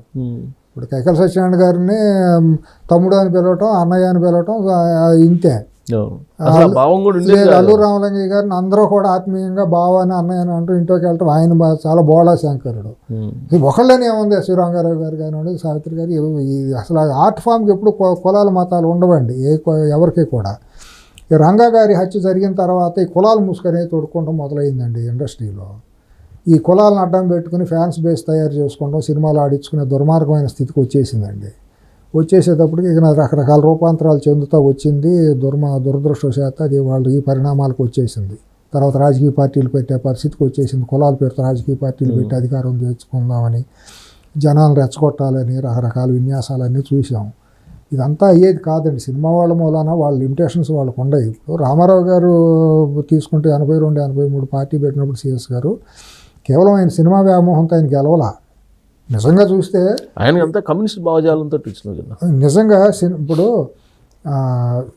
రామారావు గారిని గెలిపించింది కాపులు కాదా, భుజాన మోసింది కాపులు కాదా? కులం ఎక్కడ ఉంది? కృష్ణ గారి ఫ్యాన్స్లో అన్ని కులాలు లేవా? ఎవరు కులానికి ఫ్యాన్ సినిమా అభిమానుల కులాలు ఎక్కడ ఉంటాయండి? కులం కూడా నుంచి అసలు ఎన్టీఆర్ గారిని ఎప్పుడు చూశారు? ఆయన పార్టీ పెట్టినప్పుడు కూడా ఆ రోజు ప్రత్యామ్నాయం కాంగ్రెస్కు లేదు కాబట్టి జనం ముఖముత్తిమై ఉంటే దాన్ని ఒక ప్రత్యామ్నాయంగా ఆయన నిలబడి ఒక బలమైన శక్తిగా తయారయ్యారు కాబట్టి ప్రజలు ఆయన ఒకసారి నమ్మారు. ఒక ఛాన్స్ ప్లీజ్ అంటే మొన్న 2018లో 19లో ఎట్టయితే ఇచ్చారో, ఇప్పుడు 1983లో కూడా ఒక ఛాన్స్ ఒకసారి ఇవ్వండి, ఇచ్చి చూద్దాము. అప్పటికే ఆయన అన్నారు మొహానికి రంగులు వేసుకునేవాడు, ఆయన పరిపాలన చేస్తున్నాను అవహేళన చేశారు. ప్రజలు కూడా ఒకసారి ఛాన్స్ ఇద్దాం చూద్దామని ఇచ్చారు ఆయనకి. ఇచ్చినప్పుడు ఆయన కొంతమేరకు సక్సెస్ అయ్యారు. 2 రూపాయల కిలో బియ్యం, పేదవాడికి జనతా వస్త్రాలు ఇవ్వటం, ప్రజలకు చేరువయ్యారు. పటేల్ పటవారీ వ్యవస్థ రద్దు చేయటం ద్వారా ఆయన వచ్చిన అవకాశాన్ని సద్వినియోగం చేసుకున్నారు. కాంగ్రెస్ వాళ్ళు కూడా దాన్ని అడ్డుకునే ప్రయత్నం చేశారు. 89 వచ్చేటప్పటికి ఆయన ఓడగొట్ల. ఎవరో చిత్తరంజన్ దాస్ అని ఒక అనామకుడు, ఎవరికీ తెలియదు. కలవకుర్తులు ఓడిపోవటం ఏంటి అటువంటి మనిషి. తర్వాత 2004 ఎన్నికలప్పటికి జూనియర్ ఎన్టీఆర్ని కాకి ప్యాంటు కాకి చొక్కా వేసి తాతలాగా ఇది చేసేసి 2009 అంటే ప్రజారాజ్యం పోటీ, ప్రజారాజ్యంకి పోటీ అనుకోండి. ఆ టైంలో ఆ కుర్రాడు తిరిగిన చోట ఎక్కడన్నా ఒక సీటు గెలిచిందా? ఒక్కడికి గెలవాలా. చిరంజీవి గారు మొత్తం అంతా నేను తుడిచేస్తాను, ఇది చేసేస్తాను, ప్రత్యామ్నాయం నేనేనని చెప్పేసి వస్తే జనం పొలవమని వచ్చేస్తా అంటే ఇంకేముంది సునామీ అని అన్నారు. అరవింద్ ఏమన్నాడు? 294 సీట్లో 293 మాయను ఒక సీటు ఎవరికైనా వదిలిపెడతానని అన్నాడు. గుర్తుందా మీకు? తను గెలిచాడు అరవింద్ ఆయన అనకాపల్లిలో. చిరంజీవి గారు ఓడిపోలేదా? చివరికి ఎన్ని సీట్లు వచ్చినాయి? 18 వచ్చినాయి. మరి చిరంజీవి గారు ఓడిపోయారా పాలకొల్లో? 2018లో పవన్ కళ్యాణ్ మరి విపరీతమైన ఇమేజ్ ఉండి ఏమైంది? ఆయన ఓడిపోయాడు లేదు కదా. పవన్ కళ్యాణ్ గారు ఓడిపోయారా? మొన్న వీటన్నిటిని కుటుంబాన్ని కాదని నేను సపరేట్ అని చెప్తా నంద్యాల వెళ్ళి వైసీపీకి సపోర్ట్ చేయడానికి వెళ్ళాడా ఈ అరవింద్ గారు అబ్బాయి అర్జున్. జనాలు విపరీతంగా వచ్చేసారు, రోడ్లు పగిలేదట్లు వచ్చేసారు, పట్టినట్టు వచ్చారు. చూస్తే అసలు జనం ఇంకేముంది, అబ్బో ఇతని ఇమేజ్ ముందు అసలు రామారావు గారు చిరంజీవి గారు వీళ్ళు ఎవరు చాలరు అన్నట్టు ఊహించుకున్నారు. నంద్యాల ఏమైంది మరి? వెళ్ళి చెయ్యి ఊపాడు, ప్రచారం చేశాడు, నా స్నేహితుడు కోటేమంటూ జనం ఓటేశారా? కొత్త పార్టీ పెట్టాలనుకుంటున్నారంటే పెట్టవచ్చు, మనం అనుకున్నాం కదా, ఎవరైనా పెట్టవచ్చు. వాళ్ళ ఎలక్షన్ కమిషన్ రూల్స్ ప్రకారం డిపాజిట్ కట్టి 10 మంది కనుక సభ్యులు ఉంటే కేఏ పాల్ గారు పెట్టుకోవాలి పార్టీ. అటువంటి పార్టీలు ఎన్ని లేవు. ఇప్పుడు వైసీపీ వాళ్ళు చాలా అతన్ని ఫాలో అవుతున్నారుగా. ఫాలో అవుతారండి. ఇప్పుడు వీళ్ళ మొహాలకి వాల్యూ లేదు కాబట్టి ఇటువంటి వాళ్ళని ప్యాడింగ్ ఆర్టిస్టులను పెట్టుకోవాలి. ఎందుకంటే వీళ్ళ ఫేస్ వాల్యూ లేదు. వీళ్ళని దేకేవాళ్ళు ఎవరు లేరు. వైసీపీ వాళ్ళని బీఆర్ఎస్ వాళ్ళని దేకేవాళ్ళు ఎవరు లేరు. ఇంకా వాళ్ళది అయిపోయింది సినిమా, కార్బన్ కాలిపోయింది అనమాట. ఇప్పుడు ఇటువంటి వాళ్ళని ముందు పెట్టుకుని నడపాలి. ఇది ఇకనేమి నీకు నీ వారు లేరు, నాకు నా వారు లేరు, చల్లమోహన్ రంగా అన్నట్టు ఇక ఇటువంటి అనైతికమైన పొత్తుల ద్వారా రేపు రాజకీయాల్లోకి వెళ్ళాలని ఒక ఆఖరి దింపుడు కల్లా మాసి తప్పించేది ఏమి లేదు. ఎప్పుడు కూడా సమాజహితం కోసం, ప్రజాశ్రేయస్సు కోసం పాటుపడే వాళ్ళే నిజమైన నాయకులండి, నిజమైన హీరోలండి. వాళ్ళు ఆ చట్టసభల్లో ఉంటారండి, నిజమైన నాయకులు, నిజమైన ప్రజల గుండెల్లో ఉండేవాళ్ళు. శాశ్వతంగా ఉంటారు, లెంగ్తీ ఎక్కువ టైము పాలిటిక్స్లో ఉంటారండి. కాలక్షేపంకి వచ్చిన వాళ్ళు, నడమంతరంగా వచ్చి డబ్బు మతంతో వచ్చిన వాళ్ళు తాత్కాలికంగా అప్పుడు ఏదో గెలవచ్చు అనేక రకాల కారణాలతో. ఆ ఒకసారి సింగిల్ టైం కానీ వెళ్ళిపోతారు తప్పించి వాళ్ళకి లాంగ్విటీ ఉండదండి పాలిటిక్స్లో. పాలిటిక్స్లో లాంగ్విటీ ఉన్నాడు ఎప్పుడూ కూడా ప్రజామోదం కలిగిన చర్యలే తీసుకుంటారండి. ఆ లక్షణాలు రేవంత్ రెడ్డి గారిలో పూర్తిగా ఉన్నాయండి. ప్రజామోదం పొందగలిగాయి, ప్రజలకు ఏం కావాలో చెప్పగలిగాయి, ఆ సునిశ్చిత జ్ఞానం ఎవరిని ఎక్కడ పెట్టాలో పెట్టే లక్షణం ఆయనలో ఉందండి.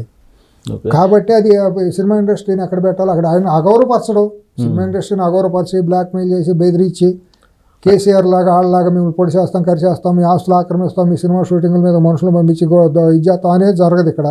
ప్రజాస్వామ్యబద్ధంగా చట్టబద్ధంగా వాళ్ళ సినిమాలు వాళ్ళు తీసుకోవచ్చు, వాళ్ళ పద్ధతిలో వాళ్ళు ఉండొచ్చు. అట్ ది సేమ్ టైం సామాజిక బాధ్యత ఎరగాలి. ఇక్కడ జరిగే డ్రగ్స్ అనేక అవలక్షణాలు జరుగుతున్నాయి. ఇప్పుడు ఎంత దుర్మార్గం అండి భారతదేశంలో నడిచేది. సిఎస్ గారు భారతరత్న అవార్డు తీసుకున్న తర్వాత ఎవడన్నా కానీ కమర్షియల్ అడ్వర్టైజ్మెంట్లో చేయొచ్చండి అసలు? భారతరత్న అవార్డుకి సిగ్గుచేటు కదా. పద్మవిభూషణ్ అవార్డు తీసుకున్న మనిషి ఎవడైనా సరే పాలకేనో రియల్ ఎస్టేట్ వ్యాపారాలు అడ్వర్టైజ్మెంట్లు చేయొచ్చు అండి. అసలు ఆ ప్రొడక్ట్స్ లో కనుక నాశనకు ఉండి ఇళ్ళే బాధ్యులు అని చెప్పి సుప్రీంకోర్టు ఇచ్చింది కదా. ఇవాళ ఒక పక్క ఒక పాల దాంట్లో అవశేషాలు జరుగుతున్నాయి అని చెప్పి తీర్మార్మాలకు చేసిన గొడవలో కంట్రీ డెలైట్ అనే పాల కంపెనీకి కంపెనీ మూసేసుకునే పరిస్థితి వస్తే పద్మభూషణ్ అవార్డు పొందిన ఒక మనిషి వెళ్ళి అడ్వర్టైజ్మెంట్ చేస్తే ఎట్టాగండి? ఇప్పుడు అడ్వర్టైజ్మెంట్ చేయకుండా అంటే అట్లాంటి వాళ్ళు అరెస్ట్ చేయాలి ఒకసారి. అంతే కదా. ఇప్పుడు అట్లాగే రియల్ ఎస్టేట్ కంపెనీలు మోసం చేసి ఎక్కడో ఒక సిటీకి దూరంగా తీసుకెళ్ళిపోయి ఇచ్చేస్తా అంటే ఆ రియల్ ఎస్టేట్ కంపెనీల్లో అడ్వర్టైజ్మెంట్లు చేయటం ఏంటంటే పద్మశ్రీ, పద్మభూషణ్ వాళ్ళు కోకో కోలాలు, థమ్సప్లు వీటిల్లో అవశేషాలు ఉంటాయంటే వాటిని తాగమని అడ్వర్టైజ్మెంట్లు చేయటం ఏంటండి? బంగారం కొదవ పెట్టుకునే కంపెనీల్లో మార్కెట్ చేసి తాకట్టు పెట్టుకునే కంపెనీలకి అడ్వర్టైజ్మెంట్లు చేయటం ఏంటండి? వాళ్ళకి ఏం పోయే కాలం వచ్చిందండి? సినిమాలో దోసుకుంటాను సాగలేదా? లేక వస్తున్నారా? ఒక్కొక్కడికి 100 కోట్ల రూపాయల ఆస్తులు ఉన్నాయి కదా, ప్రజల ద్వారా దోసుకున్నదే కదా, ఇదంతా అభిమానుల ద్వారా దోసుకున్నదే కదా. కళకి చేసే సేవ అంటారు దీన్ని. ఈ సేవ అయినా అసలు ఎటువంటి దాని మీద చేసుకునే నట్లు చాలామంది బతుకుతారు కదండి. ఆ అడ్వర్టైజ్మెంట్లు చేసుకునే వాళ్ళు తర్వాత అవకాశాలు లేని వాళ్ళు చిన్న చిన్న అవకాశాలు తీసుకుని వాళ్ళు పొట్టపోసుకుంటారు కదా. వాళ్ళు పొట్టకొట్టడం దేనికి వీళ్ళు? అట్లాగే అసాంఘికమైన చర్యలు, లాటరీలు, రమ్మీ యాపులు, వీటిల్లోని వాళ్ళకి కూడా ఇస్తున్నారు. ఏం పోయే కాలం అండి ఇదే సినిమా ఇండస్ట్రీ. ఇదే అసలు దేన్ని ఏమనాలి మనం? ఇప్పుడు బెనిఫిట్ షోలో తొక్కిసలాటి అల్లు అర్జున్ అరెస్ట్ చేసిన తర్వాత ఆగిపోయింది, బహుశా ఆగిపోద్దాము. అట్లా ఈ అడ్వర్టైజ్మెంట్ లాభాలంటే చేయాలండి, 100% చేయాలండి. పబ్లిక్ కూడా కేసులు వేయాలండి.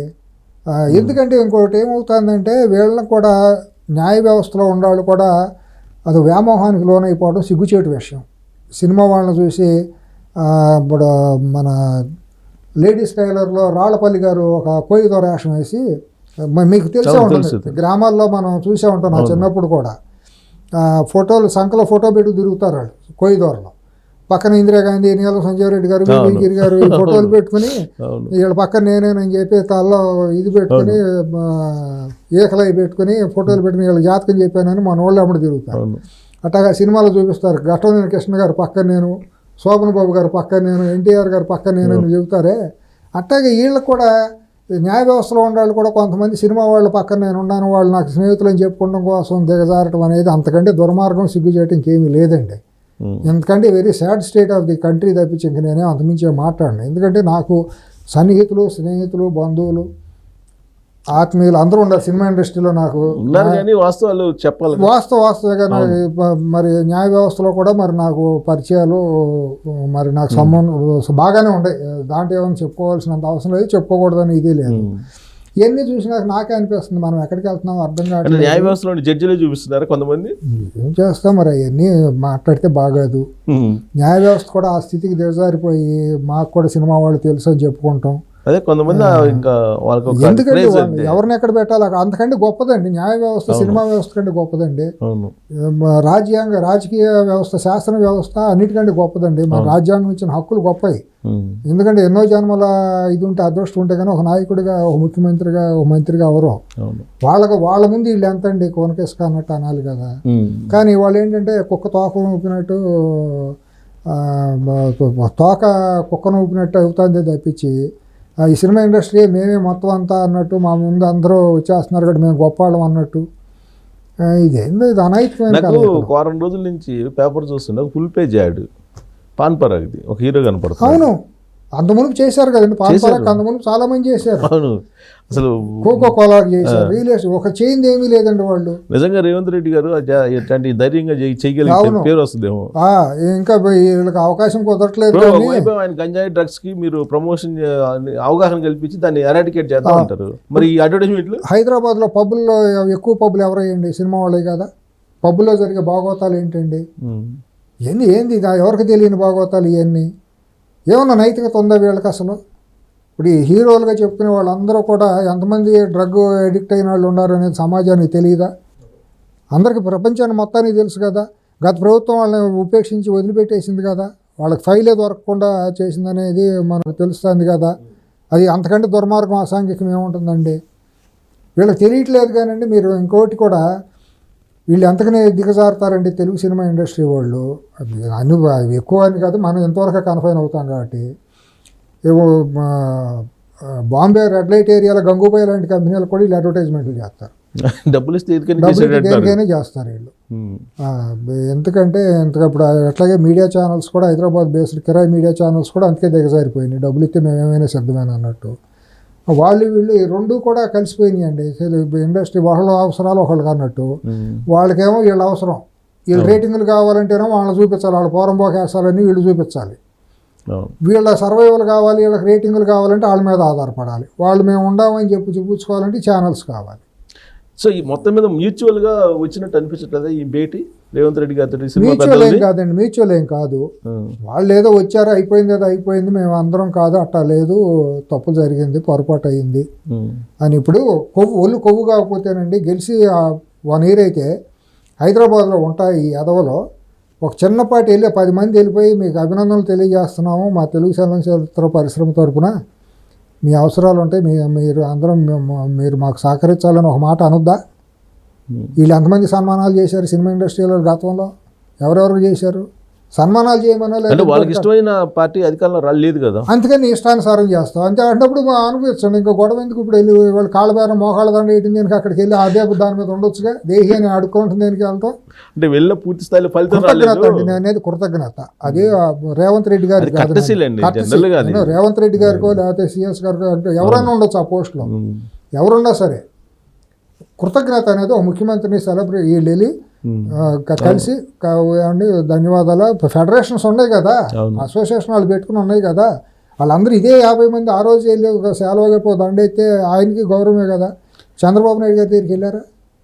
2014-19 వరకు కనీసం ఏమైనా సహకరించారా వీళ్ళు? అసలు వెళ్ళారు అక్కడికి?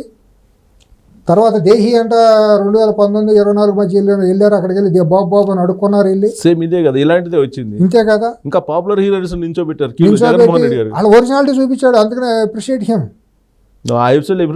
డెఫినెట్గా నేను డెఫినెట్గా నేను he was the real hero compare to this stupids. అది రియల్ హీరో అతను. ఎవరు కూడా రేవంత్ రెడ్డి రియల్ హీరో. ఎందుకంటే అటు ఉండాలి, నాయకుడు అనేవాడు అటు ఉండాలండి. మరీ వంగిపోతే మీద ఎక్కుతారండి వీళ్ళందరూ. వీళ్ళని ఎక్కడ పెట్టాలి అక్కడ పెట్టాలి. ఎవరి స్థాయి ఏంటో అది మన స్థాయిని బట్టి మనం వ్యవహరించాలండి. కానీ ఆ రోజు చిరంజీవి వెళ్ళి నమస్కారం పెడితే ప్రతి నమస్కారం పెట్టలేదని జగన్మోహన్ రెడ్డి మీద చాలా వ్యతిరేక ప్రచారం చేశారు కదా. అవును, ఆయన వ్యక్తిత్వం అది. ఇప్పుడు మీరు నేను వెళ్ళి నమస్కారం పెడితే సినిమా వాళ్ళు నమస్కారం పెడతారా? వీళ్ళు ఏమన్నా ఫీల్ అవుతారు? వీళ్ళ ఒక ముఖ్యమంత్రి, వాళ్ళ చీఫ్ జస్టిస్, హైకోర్టు జడ్జి వెళ్తేనే వీళ్ళకి మనుషులుగా లెక్కపడతారు. ఫైనాన్సరు సామాన్యుడు వెళ్తే వీళ్ళు మనుషులుగా చూస్తారు. వీళ్ళు ప్రొడ్యూసర్ వెళ్ళి చూడరేమో. ప్రొడ్యూసర్ బతుకు దారుణం అండి బాబు. సిఎస్ గారు మీకు తెలియట్లా, గతంలో రామారావు గారు, నాగేశ్వరరావు గారు, కృష్ణ గారు తీసిన నిర్మాతలు అంటే వాల్యూ ఉండేది. వాళ్ళకు కూడా హీరో లాంటి ఇమేజ్ ఉండేది. ఇవాళ నిర్మాత బతుకు గాడిద బతుకు అంటే దారుణమైన బతుకు. వాడు కనీసం క్యారవాన్లో కూడా వెళ్తానికి లేదు. డబ్బు 8 కోట్లు ఖర్చు పెట్టినాడు. వాడు ఎవడో క్యాషియర్కి ఇచ్చి ఇటు ఎక్కడ అయ్యా బాబు అని కర్మ కాలితే నిర్మాత అవుతాడు ఇవాళ. ఇవాళ సిఎస్ గారు చెబుతున్నా, నా వ్యక్తిగతంగా చాలామంది చెబుతాను, జాతకం అత్యంత దారుణమైన జాతకంగానే దిగజారిపోతే నిర్మాత అన్న అవుతాడు, రాజకీయాల్లో కన్నా వెళ్తాడు. అంతే. రాజకీయాలు బాగానే ఉంటాయి కదా, ఏం బాగుంటాయి గెలిస్తే ఏం బాగుంటాయి, దేవస్వం బాగుంటాయి. 50 కోట్లు 100 కోట్లు ఖర్చు పెట్టి ప్రజలతో తిట్టించుకోవాలి. సాయంత్రం అయితే దొంగన వాడికి ఎమ్మెల్యే ఎక్కడ ఉన్నాడని, వీడు ఓటు రెండు రాకపోయినా మ్యూచువల్ గా సంపాదించుకుంటున్నారు. దోసుకున్నా ఒకసారి దోసుకుంటే రెండోసారి వెళ్ళేది లేదు. అది కాదు ఆ రాజకీయం అంటే ఏంటంటే, ఇప్పుడు పుచ్చలపల్లి సుందరయ్య గారు, రాజకీయాలు లేవు కదా, ఒక పివి నరసింహారావు గారు, ఎన్టీ రామారావు గారు, అవి ఎప్పుడు పోయినాయి. ఇప్పుడు చంద్రబాబు గారు, ఇటువంటి లాంగ్ వీటి ఉన్న పొలిటీషియన్స్ వీళ్ళందరూ ఆ కోవలో రేపు ఈయన డెఫినెట్గా ఈయన రేవంత్ రెడ్డి గారు, ఇప్పుడు బట్టి విక్రమార్క గారు, ఇటువంటి వాళ్ళు ఉన్నారండి లాంగ్ వీటి. ఇప్పుడు తులసిరెడ్డి గారు, వీళ్ళందరూ ఏ పార్టీలు ఏదైనా కూడా ఇప్పుడు లాంగ్ వీటి ఉన్న వాళ్ళు ఉంటారు కదా, నైతికంగా నిలబడిన వాళ్ళు ఎప్పుడూ ఉంటారు. కొంతమంది ఉంటారు వాళ్ళే ఎప్పుడు రాజకీయ నాయకులు అంటే, రియల్ రాజకీయ నాయకులు అంటే వాళ్ళే మాట్లాడుకున్నారు. ఓవరాల్ గా ఏంటంటే, ఇది మొత్తం సక్సెస్ కావాలంటే బాలకృష్ణ గారిని ప్రవేశపెట్టాలి, రేవంత్ రెడ్డి గారితో మాట్లాడించాలి, ఇది నడుస్తుంది. ఎందుకంటే రేవంత్ రెడ్డి గారు ఏం సినిమా ఇండస్ట్రీకి వ్యతిరేకం కాదు, బాలకృష్ణ గారు రావటం మూలాన ఎస్ అంటాను, లేకపోతే రాలేదు కాబట్టి నేను అంటాను అనే వ్యక్తి కాదు. ఒకవేళ అట్టా వస్తే ఆయనకే నష్టం, అది ఆయనకి తెలుసు. బాలకృష్ణ గారు, రేవంత్ రెడ్డి గారికి కూడా తెలుసు, బాలకృష్ణ గారికి కూడా తెలుసు. మనం ఊరిని ఎక్కువ వెళ్ళిపోతే మన ఏదో మనం చేసినట్టు ఉంటుంది, మనం ఎందుకు అనవసరంగా. ఆయన షూటింగ్లో ఆయన గొడవలు ఆయన ఉండి ఉంటారు అంతే. లేని బోరు నేను ఎందుకు వేసుకెళ్ళాలి ఇవన్నీ, నేను ఎవరు గొడవలు వాళ్ళు పడతా ఉంటారు. మనం అప్పుడు అది చాలా ముళ్ళ కంపండి సినిమా ఇండస్ట్రీ అనేది, తెలుగు సినిమా ఇండస్ట్రీ చాలా ముళ్ళ కంప. అంటే సింహం వస్తేనే దానికి పరిష్కారం అంటున్నారు. నెట్ కూడా చాలా మంది కామెంట్స్ అవన్నీ ఏదో పన్నాళ్ళు ఇటువంటి పన్నాళ్ళు ఫ్యాన్స్ మాట్లాడే భాషే కానీ ఆయన వ్యవహార శైలి మొదటి నుంచి కూడా వేరుగానే ఉంటుంది. అట్లాగే ఈయన చిరంజీవి గారు కూడా సబ్మిసివ్గా ఉంటాడు, ఆయన కూడా కాంట్రవర్సీ పర్సన్ కాదు. మనిషి మొదటి నుంచి కూడా సౌమ్యంగానూ ఏదో కామ్గా వెళ్ళిపోయే మనిషే కానీ అక్కడ అగ్రెసివ్గా మాట్లాడటం, కాంట్రవర్సీస్ క్రియేట్ చేయటం, గొడవలు పట్టడం, గ్రూపులు పెట్టడం అటువంటి మనిషి కానే కాదు. నాకు ఆయన మనూరు పాండవుల సినిమా దగ్గర నుంచి ఆయన వ్యక్తిత్వం, ఆయన ఇదంతా నాకు ఇప్పుడు యాక్చువల్గా అవసరం ఇమీడియట్గా ఎవరికంటే రేవంత్ రెడ్డి గారితో బెనిఫిట్ షోలకి డాకుమకు రాసు, ఎవరిది బాలకృష్ణ గారిది, ఎవరికైనానండి సంక్రాంతికి వస్తున్నాం అనేది వెంకటేష్ గారికి, హీరోలు ఇమ్మెటీరియల్ అండి, లేకపోతే సినిమా కంపెనీలు ఇమ్మెటీరియల్ అండి. ఆ రేట్లు పెంచడం అనేది అనైతికం అండి, అప్రజాస్వామ్యం అండి. మీకు నమ్మకం ఉందా పెంచరని రేవంత్ రెడ్డి గారి మీద?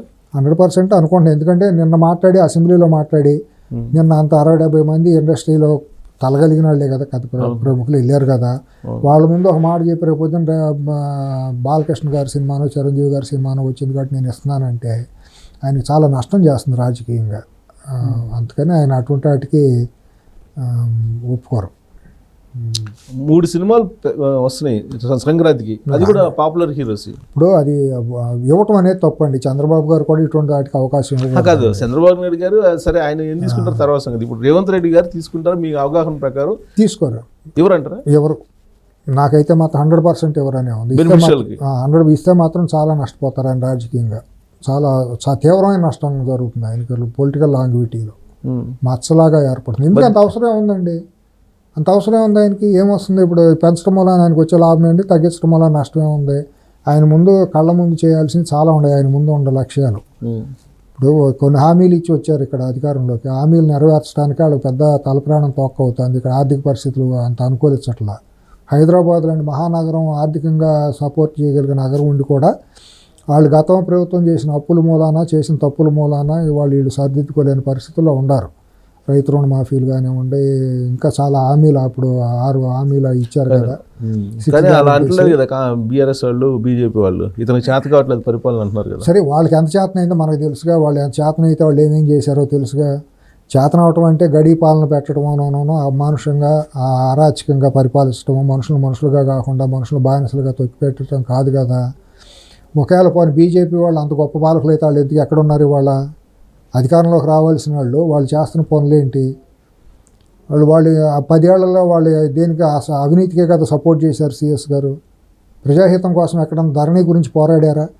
ధరణిలో రైతులు సామాన్యులు ఇబ్బంది అవుతుంటే, కాళేశ్వరం ప్రాజెక్టు దొంగ ప్రాజెక్టుగా, దోపిడీ ప్రాజెక్టుగా మిగులుతుంటే కానీ వచ్చి కితాబులు ఇచ్చారు కానీ ప్రపంచంలో ఎంతో వింతని తప్పని ఎక్కడన్నా అన్నారా?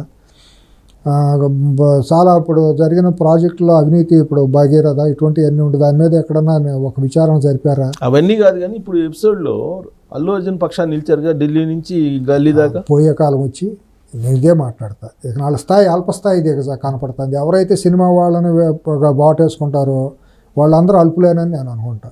ఇప్పుడు బీఆర్ఎస్ పార్టీ వ్యక్తిత్వం ప్రజాహితం ప్రజల్లో కనుక సమాజ హితం కోరేవాళ్ళు ఎవరు కూడా సినిమా వాళ్ళని ముందు పెట్టుకోరు, వాళ్ళని వాటేసుకోరు, వాళ్ళకి అటువంటి ప్రయారిటీ ఎవరండి. మరి పార్టీల పరంగా బీజేపీ, బీఆర్ఎస్ పార్టీ, వైసీపీ అన్ని ఇచ్చినాయి, మూడు ఇచ్చినాయి. ఆ మూడు కూడా ఇటువంటిది పతనావస్థలో ఉంటమే. సినిమా వాళ్ళు వాటేసుకున్న వాళ్ళు ఎవరు కూడా బాగుపడరు.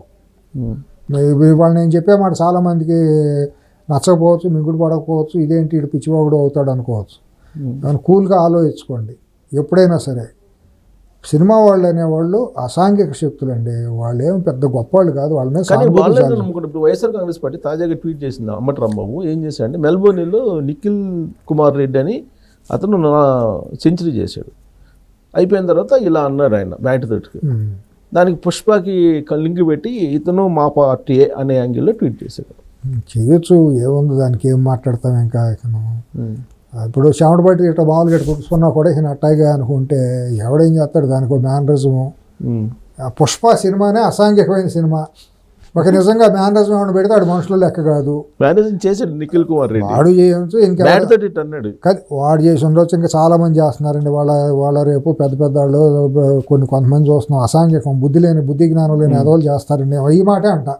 వాడు ఎవడన్నా కానీ వాడు ఎన్నన్నా క్రికెట్ రావనండి, ఎవడన్నా తెలుగు ఆడవనండి, ఎవడన్నా అవనవండి, విజయవాడ ఎవడన్నా కానివ్వండి, వాడు ఏ పార్టీ అని ఏ కులమైనా భారతదేశంలో ఏ స్థాయిలో ఉన్నా సరే పుష్ప మేనరిజాన్ని ప్రదర్శించాడంటే వాడు కూడా ఒక వికృతమైన రూపమే. మెల్బోర్న్లో ద గ్రేట్ ఇండియా టీంకి పెద్ద పేరు తీసుకుంది. ఏమన్నామనివ్వండి, లాయిడ్స్ స్టేడియంలో కూడా అక్కడ లండన్లో పెద్ద స్టేడియం ఉంది కదా, ఆ స్టేడియంలో వాడు డబుల్ సెంచరీలు చేసినా నేను ఇదే అంట. అదొక అసాంఘికమైన ఒక స్మగ్లర్ని హీరోగా చేస్తా, పోలీస్ ఆఫీసర్లు భారతదేశంలో పోలీసు వ్యవస్థని అవహేళన చేస్తా, ఒక పోలీస్ ఐపీఎస్ ఆఫీసర్తో మూత్రం తాగిచ్చే స్థితిలో ఉండే సినిమాని తీసుకొచ్చి వాడు మేనరిజం పెడితే ఆ మేనరిజాన్ని బయట ప్రదర్శించేవాడు అసాంఘిక వ్యక్తి, రాక్షసుడు, మానసిక రోగి తప్పించాడు మనిషి అవుతాడా? ఇంటర్నేషనల్ గేమ్ అండి. ఎవరేమండి, సో వాట్? మెల్బోర్న్లో సో వాట్? వాడు రేపొద్దున ఒక పెద్ద ఎంపీ కట్ చేసి అంబటి రాంబాబు ట్వీట్ చేశాడు. ఏమంటే రేపొద్దున ఎవడన్నా బుద్ధి లేనాడు పార్లమెంట్లో ఎంపీ అయినాడు, పార్లమెంట్లో కూడా అట్టా అన్నా కూడా నేను అదే అంట. వాడు ఎవడైనా సరే కడుపుకు ఆనందం తినేవాడు, ఇంగిత జ్ఞానం కలిగినాడు, సంస్కారం సభ్యత ఉన్నాడు, ఎవడో కూడా అటువంటి మేనరిజాలను బయట ప్రదర్శిస్తాడు. సినిమా వరకు మాత్రం ఎంజాయ్ చేయాలి, చూస్తారు, వస్తారు తప్పించి ఆ మొత్తంలోనే వాటిలోనే వస్తారు తప్పించి ఓ బాధ్యతాయుతమైన పదవుల్లో ఉండాళ్ళు, లేదా ఓ దేశం కోసం ఆడేవాళ్ళు, ఒక మంచి ఆటలు ఆడేవాళ్ళు అటువంటి ప్రదర్శన చేయటం అంటే ఆడు కూడా అసాంఘికమైన శక్తితోనే ఆడు అయితే ఉండొచ్చు. దురదృష్టవశాత్తు వాడు పెద్ద ప్లేయర్ అయి ఉండొచ్చు, ఏదో ఇంటర్నేషనల్ ప్లేస్లో ఆడి ఉండొచ్చు. కానీ ఒక అసాంఘికమైన సినిమాలో ఒక అసాంఘికమైన క్యారెక్టర్ యొక్క మేనరిజాన్ని ప్రదర్శించాడంటే వాడు అసాంఘికమైన వ్యక్తి. ఒక క్లిప్ని కట్ చేసి అల్లు అర్జున్ది ఢిల్లీ పంపించాడు. అల్లు అర్జున్ ఎవరు, కేటీఆర్. ఇప్పుడు ఇదే క్లిప్ని అన్ని నిఖిల్ కుమార్ రెడ్డిది కట్ చేసి అంబటి రాంబాబు కూడా రోజు అట్టాగే అనుకున్నానంటే అట్టాగా అనుకుని తిరిగితే బాగా ఉంటుందేమో. అంబటి రాంబాబుని ఆ పార్టీ అధ్యక్షుడిని వాళ్ళందరినీ పార్టీలో ఉండాలిగా. అప్పుడు అధికార ప్రతినిధిగా పెట్టారు కదా గోరంట్ల మాధవ్ని, వీళ్ళందరినీ కూడా రోజు అట్టాగే అనుకుని తిరగమంటే రోడ్ల మీద సరిపోతుంది.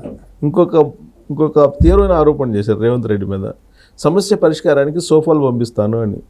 అంటే ఏంటంటే ఆ సినిమాలో ముఖ్యమంత్రిగా ఉన్న తనకి సోఫాల్లో డబ్బులు పంపిస్తారు ఆ సినిమాలో, పుష్ప 2 సినిమాలో. దాన్ని ఉదహరిస్తూ సమస్య పరిష్కారానికి సోఫాలు పంపించాలి రేవంత్ రెడ్డి కానీ యాంగిల్లో చేశాడు ట్వీట్. ఎవరు? అంబటి రాంబాబు. సరే, అంబటి రాంబాబు లాంటి వ్యక్తుల గురించి మాట్లాడటం మనం మళ్ళీ ఇప్పుడు ఇంటికి వెళ్ళిన వాళ్ళు అంటే మాజీ మంత్రి కదా, అంటే రేవంత్ రెడ్డికి ఏదో సోఫాలో డబ్బులు పంపించారని ఆయన యాంగిల్. విలువ ఎంత వచ్చిందండి సమాజంలో? ఆ పేరు కామెడీ పీసు కంటే కూడా తక్కువ. ఎవడన్నా విలువ వచ్చిందా ఆంధ్రప్రదేశ్లో? ఆ పేరు చెబితే ఎవడన్నా విలువ ఇస్తాడా? ఏంది ఆ క్యారెక్టర్లెస్ ఫెలోస్ గురించి మనం ఎందుకు మాట్లాడటం? ఏం చేశాడు అని మంత్రిగా ఏం పీకాడండి? ఇరిగేషన్ మంత్రికి ఏమైనా చేసిందో? పోలవరం వెళ్ళి పట్టిన మట్టి తీసాడా? ఏ కాలం అన్నా పూర్తి చేశాడా? ఎందుకు ఆ బతుకు? ఈ చిల్లర బతుకు, చిల్లర వేషాలు, చిల్లర మాటలు. అది చెత్త. సినిమాలు అన్నింటిలో మీరు అన్నట్టు కులాలు అప్పటి నుంచి వచ్చినాయి అన్నారు. అవునండి. ఎవరు వంగవీటి అప్పుడు నుంచి రంగా మండలం మీరు దగ్గర observe నుంచి చేయండి. వచ్చింది. నా వ్యక్తిగత అయితే ఇది. ఇప్పుడు డెవలప్మెంట్ ఏంటంటే దీంట్లో ప్రాంతీయ వాదాలు కూడా వచ్చినాయి. ఈ మధ్య కాలంలో ఈ ఇష్యూ వచ్చిన తర్వాత కూడా నువ్వు బతకడానికి వచ్చావు, నువ్వు ఎంతవరకు ఉండాలో అంతవరకు ఉండని చెప్పి నిజామాబాద్ రూరల్ ఎమ్మెల్యే కామెంట్ చేశాడు ఈ ఎపిసోడ్ వచ్చిన తర్వాత. రూరల్ ఎమ్మెల్యే అన్నాడండి. తర్వాత ఒక ప్రొఫెసర్ ఉస్మాన్ యూనివర్సిటీలో ప్రొఫెసర్ ఒక మాట మాట్లాడాడు. అవును. తర్వాత ఎవరో పిలువ పెట్టిన పేరంటానికి పేటేసుకొచ్చినట్టు సస్పెండ్ అవినీతి ఆరోపణలతో సస్పెండ్ అయిన ఒక ఏసీపీ డిఎస్పీ క్యాడర్ అతను వచ్చి ప్రెస్ మీట్ పెట్టాడు. అవును. దానికి ఎవరి ప్రేమేం లేదు. పోలీస్ ఆఫీసర్ల అసోసియేషన్ అనేవాళ్ళు ఎవరు చెప్పలేదు అతన్ని నువ్వు వెళ్ళి పెట్టమని. డీజీపీ గారు చెప్పలేదు, పోలీస్ కమిషనర్ గారు చెప్పలేదు, ప్రభుత్వం చెప్పలేదు. ఇక పక్కన ఎవడో లేడు. వచ్చేసి ప్రెస్ మీట్ పెట్టేదంటే మేము బతికున్నామని ఇప్పుడు ఇటువంటి వాళ్ళు తయారవుతారు. ఎందుకంటే మమ్మల్ని కూడా అనుకోవాలి, మేము మాట్లాడితే 10 మంది చూస్తారు, ఈ టైంలోనే కదా. అట్టా తప్పించి వీళ్ళ సభ్యతా సంస్కారం ఉండట్టు మనం అనుకోవడానికి లేదు. అసలు ప్రొఫెసర్ అనే మనిషి లా కాలేజీలో ప్రొఫెసర్ అతనికి మరి ఎట్టా ప్రొఫెసర్ అయ్యాడో ఎట్టా లా కాలేజీలో ఏం చెబుతున్నాడో నాకు అర్థం కావట్లా. కొత్త పార్టీ పెట్టినట్టున్నాడు ఆయన కూడా. ఏమో మరి ఇప్పుడు రాజ్యాంగం ఏం చెబుతుంది, చట్టం ఏం చెబుతుంది అనే ఇంగిత జ్ఞానం అతనికి ఉండాలి. లా ఎల్ఎల్ఎం చేసి ప్రొఫెసర్గా ఉన్న అతనికి రాజ్యాంగంలో ఎక్కడన్నా కూడా ఇటువంటి వేరువేరుగా ఉంటాయి హక్కులు అనేవి. భారతదేశంలో ఆంధ్రోడని, తెలంగాణోడని, లేకపోతే ఇంకో కులం పేరుతో ఉంటాయా? ఆంధ్రోడు ఇక్కడ ఉండాలి, సంక్రాంతికి వెళ్ళిపోవాలని ఫత్వా జారీ చేయడం ఈడవడండి, వీడికి ఇచ్చిన హక్కు ఏంటి? అసలు ఎవడో కోనకేసుగా నువ్వెవడో ఆంధ్రవాడు అది ఇది అని అంటానికి, సంక్రాంతి తర్వాత వెళ్ళిపోవాలని అంటానికి నీకేమి హక్కు ఉంది? నువ్వేది ఇప్పుడు మంటలు రాజేసి సమాజంలో విద్వేషాలు రెచ్చగొట్టి లేకపోతే వర్గాలను కులాలు ముసుగులు వేసుకుని ఊరిని బ్లాక్మెయిల్ చేయడానికి తప్పించి, అదేమంటే ఓయూ చేసి వాళ్ళని పంపించి ఇళ్ళ మీద దాడి చేస్తాడు. ఓయూ చేసి వాళ్ళని నీలాంటి కిరాయి పనులు చేయడానికే వాళ్ళు చదువుకున్నది దేశం కోసం, రాష్ట్రం కోసం, జాతి కోసం పోరాడతారు ఆ యువత అనేవాళ్ళు. అంతే తప్పించి నీలాంటి కిరాయి పనులు చేయటం కోసం ఉంటారా వాళ్ళు? వచ్చేసి జేఏసీ పేరుతో చేయడానికి, అమాషం పనులు చేయడానికి నవరా సమాజం. అర్థం ఇది కాదా? అసలు అది రీల్స్ కట్ చేస్తాను, ఆధార్ కార్డులు ఎక్కడ ఉన్నాయి అంటాడు. అసలు నువ్వెవడో మాట్లాడటానికి నీ ఆధార్ కార్డు ఏంటి, నీ వ్యక్తిత్వం ఏంటి, నీ క్యారెక్టర్ ఏంటి? నిన్ను ఎవడో మాట్లాడమన్నాడు అని మాట్లాడతావు. ఆధార్ కార్డుల గురించి నువ్వెవడో మాట్లాడటానికి నీ క్యారెక్టర్ ఏంటి? అసలు నీ మీద ఎన్ని కేసులు ఉన్నాయి, నీవు చేసిన సర్వీస్ రికార్డు ఏంటి నీదంతా బయటకు మాట్లాడరా? సరే, అక్కడ ఆ కాంగ్రెస్ పార్టీ నుంచి దురదృష్టవశాత్తు గెలిచిన ఎమ్మెల్యే మాట్లాడతాడు. గెలిచింది ఎక్కడ? ఆ రోజు నువ్వు వెళ్ళి కాళ్ళు పట్టుకోలేదా? ఆంధ్ర వాళ్ళు కాళ్ళు పట్టుకోలేదా? నువ్వు మాట్లాడుకుందామా? నువ్వు ఎవరెవరు కాళ్ళు పట్టుకుని ఎవరెవరిని బతిమాలుకున్నావో, ఎవరెవరు ఓట్లతో గెలిచావో అనేది మాట్లాడదామా? ఇవన్నీ తెలుసు కదా. ఇప్పుడు రూరల్ ఏరియాలో ఎవరు ఓట్లు ఎట్టా ఉంటాయి ఏంటి అనేది ఆ మాట అప్పుడే అనవచ్చు కదా. ఎలక్షన్ టైంలోనే నువ్వు అంటే బాగుండేది. మరి ఇవాళ వచ్చేసి అతను డాక్టరు. అవును. ఇప్పుడు అది ప్రభుత్వానికి నష్టం చేస్తుంది అటువంటి భాషలు. కాంగ్రెస్ పార్టీ, ఇతర పార్టీ వాళ్ళు అయితే మనం పట్టించుకోవాల్సి. కౌశిక్ రెడ్డి అన్నాడంటే బీఆర్ఎస్ పార్టీ అదేదో ప్రత్యేక వాదన అనుకోవచ్చు. వాళ్ళు ఏదో నుప్పురా చేస్తున్నారు వాళ్ళ రాజకీయ స్వార్థం కోసం అని. ఒక నోటికి ముట్టికి తేడా తెలియనట్టు ఉండేసి నేను ఎమ్మెల్యేని కాబట్టి ఏదైనా మాట్లాడతాను, అధికార పార్టీలో ఉన్నానంటే నీకు చల్లదది. నీకు కూడా లిమిటేషన్స్ ఉంటాయి. నువ్వే దైవాంశంయుతుడు, రాజ్యాంగానికి అతీతుడు ఏం కాదు కదా. ఇవాళ పీసీసీ దాని మీద, ఎందుకంటే కాంగ్రెస్ పార్టీకి చాలా నష్టం చేస్తుందండి ఈ భాష. ఆయన మీద కనీసం చర్యలు తీసుకోవాలండి. ఇవాళ ఆంధ్ర మూలాలు కలిగిన వాళ్ళు ఇవాళ కనీసం 1 కోటి మంది ఉంటారండి తెలంగాణలో. 100% 1 కోటి మంది. గ్రేటర్ హైదరాబాద్ మొత్తం మీరు ఎక్కడ చూసినా కూడా 1,25,00,000 మంది కులాల మతాలకు సంబంధం లేకుండా ఆంధ్ర మూలాలు కలిగిన వాళ్ళు ఉంటారండి. ఆంధ్ర వాళ్ళు అంటే అందరి మనోభావాలు దెబ్బతిన్నట్టేనండి. ఈ తెలంగాణ ప్రజలు ఎవరో కూడా ఆ భాష మాట్లాడరండి. ఇవాళ గ్రామాల్లోకి వెళ్తే అందరూ కలిసిమెలిసి ఉంటారండి. అసలు ఆ భేదభావాలు ఎక్కడ కనిపించవండి. కలిసి వ్యాపారాలు చేసుకుంటారు కదా. వ్యాపారం ఏంటండి, అంత ఆత్మీయంగా ఉంటారు. సిఎస్ గారు ఊళ్ళలోకి వెళ్తే కడుపులో తీసి పెడతారు ప్రజలందరూ కూడా. ఎక్కడ ఆంధ్రుడని భాష ఎక్కడ ఉండదు అసలు. ఈ దౌర్భాగ్యం ఇటువంటి వాళ్ళు కొంతమంది తయారైపోయి శవాల మీద పేలాలు ఏరుకున్నట్టు ఈ అగ్గిరాజేయటం, దేవుడి పేరుతో, కులాల పేరుతో, ప్రాంతం పేరుతో, తిరుపతి పేరుతో, ఈ సినిమాల పేరుతో ఏంది దౌర్భాగ్యంగా. ఇదంతా కూడా తయారు చేసింది కేసీఆర్ కల్వకుంట్ల కుటుంబమేనండి. ఈ కర్త కర్మక్రియ వాళ్లే.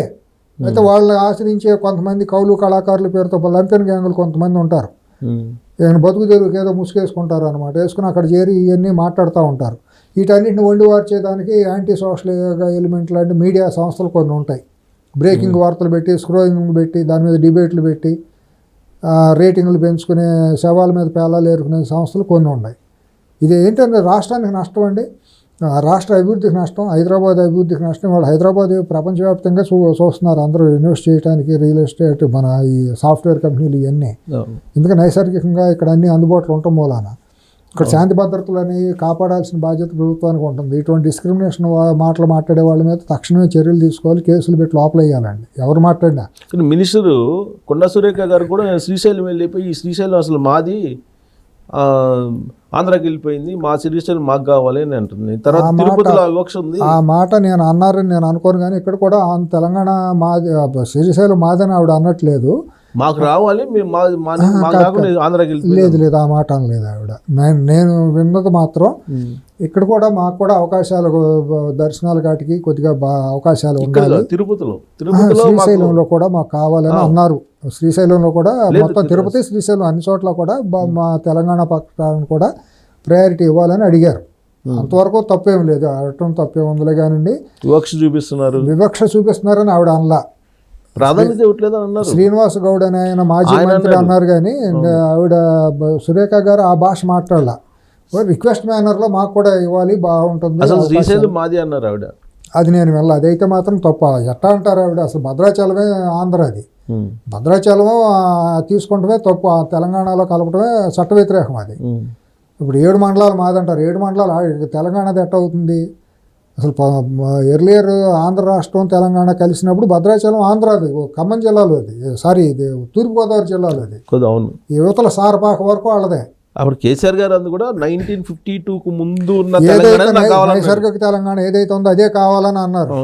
అంటే కాదు కూడదని చెప్పి భద్రాచలం ఏదో సెంటిమెంట్గా మాకు ఉందని చెప్పి అది తీసుకుంటాం అనైతికం. శ్రీశైలం ఏ కోణాన వాళ్ళది కాదు అసలు. ఒక రకంగా చూస్తే మీ కోదాడ మునగాల వరకు కూడా ఆంధ్ర కింద లెక్క.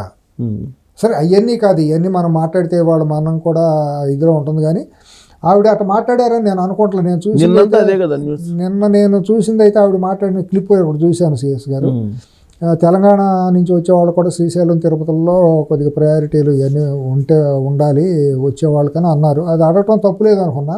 శ్రీశైలం మాది అనే భాష మాట్లాడితే మాత్రం కొద్దిగా ఆవిడకి తెలియని తరమే అనుకుంటాను నేను. అది మాట్లాడిన తర్వాత ఈవినింగ్కి జీవో ఆంధ్రప్రదేశ్ ప్రభుత్వం ఇది ఒక స్పెషల్ ఆఫీసర్ని ఏర్పాటు చేశారు. కాదు తెలంగాణ ప్రభుత్వం ఏర్పాటు చేసింది, ఆంధ్ర ప్రభుత్వంకి సంబంధం లేదు.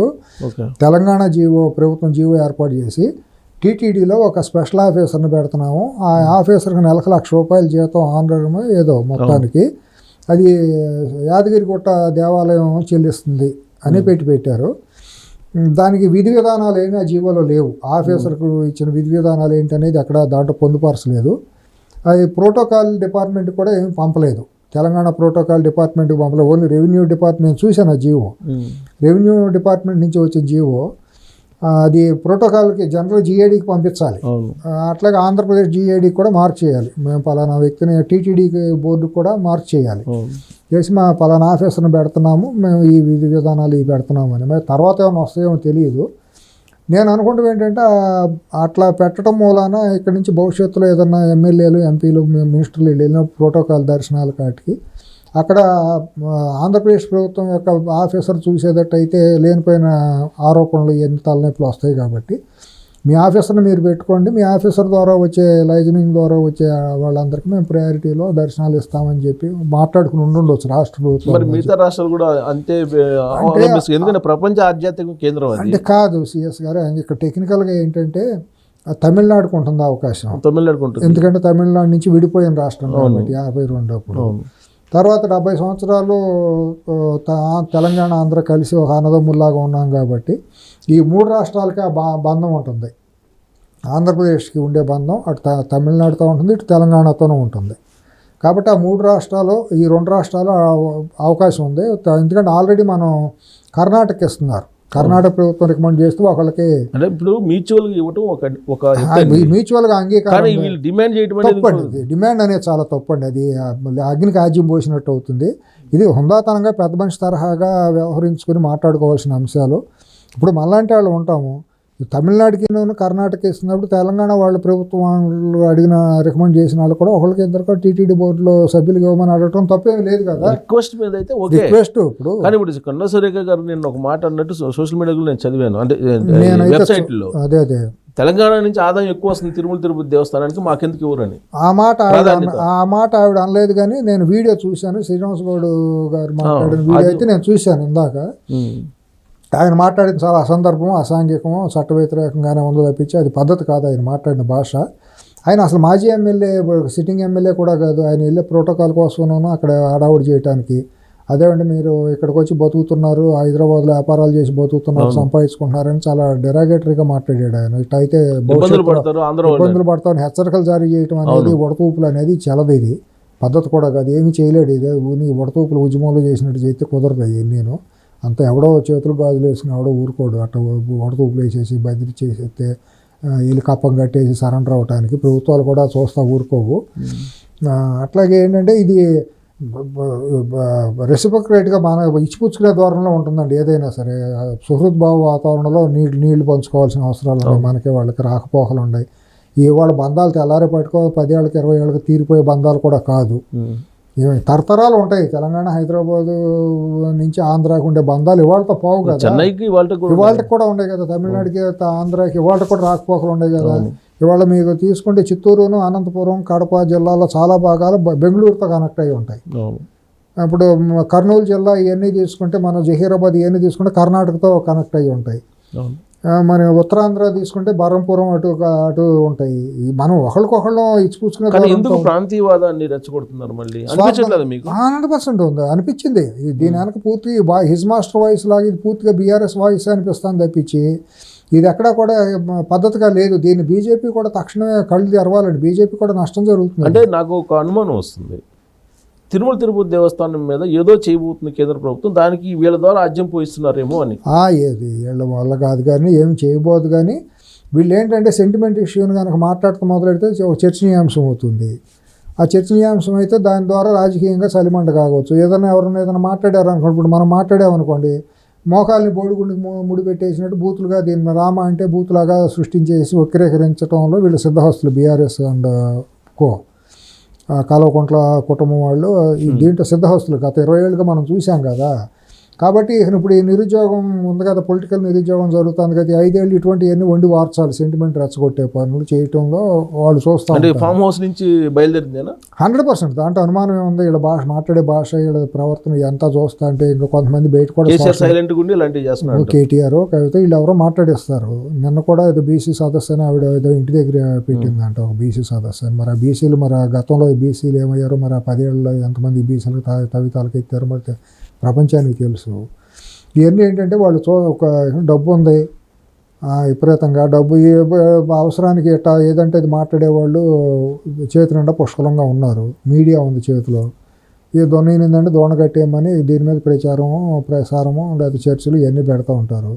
ప్రజలు కూడా చాలామంది సెంటిమెంట్లకు కనెక్ట్ అయ్యి చూస్తూ ఉంటారు. ఇదేంటో అయిపోయిందని. ఇది ఒక లేనిపోయిన ఉద్రేకాలు రెచ్చగొట్టడం అండి.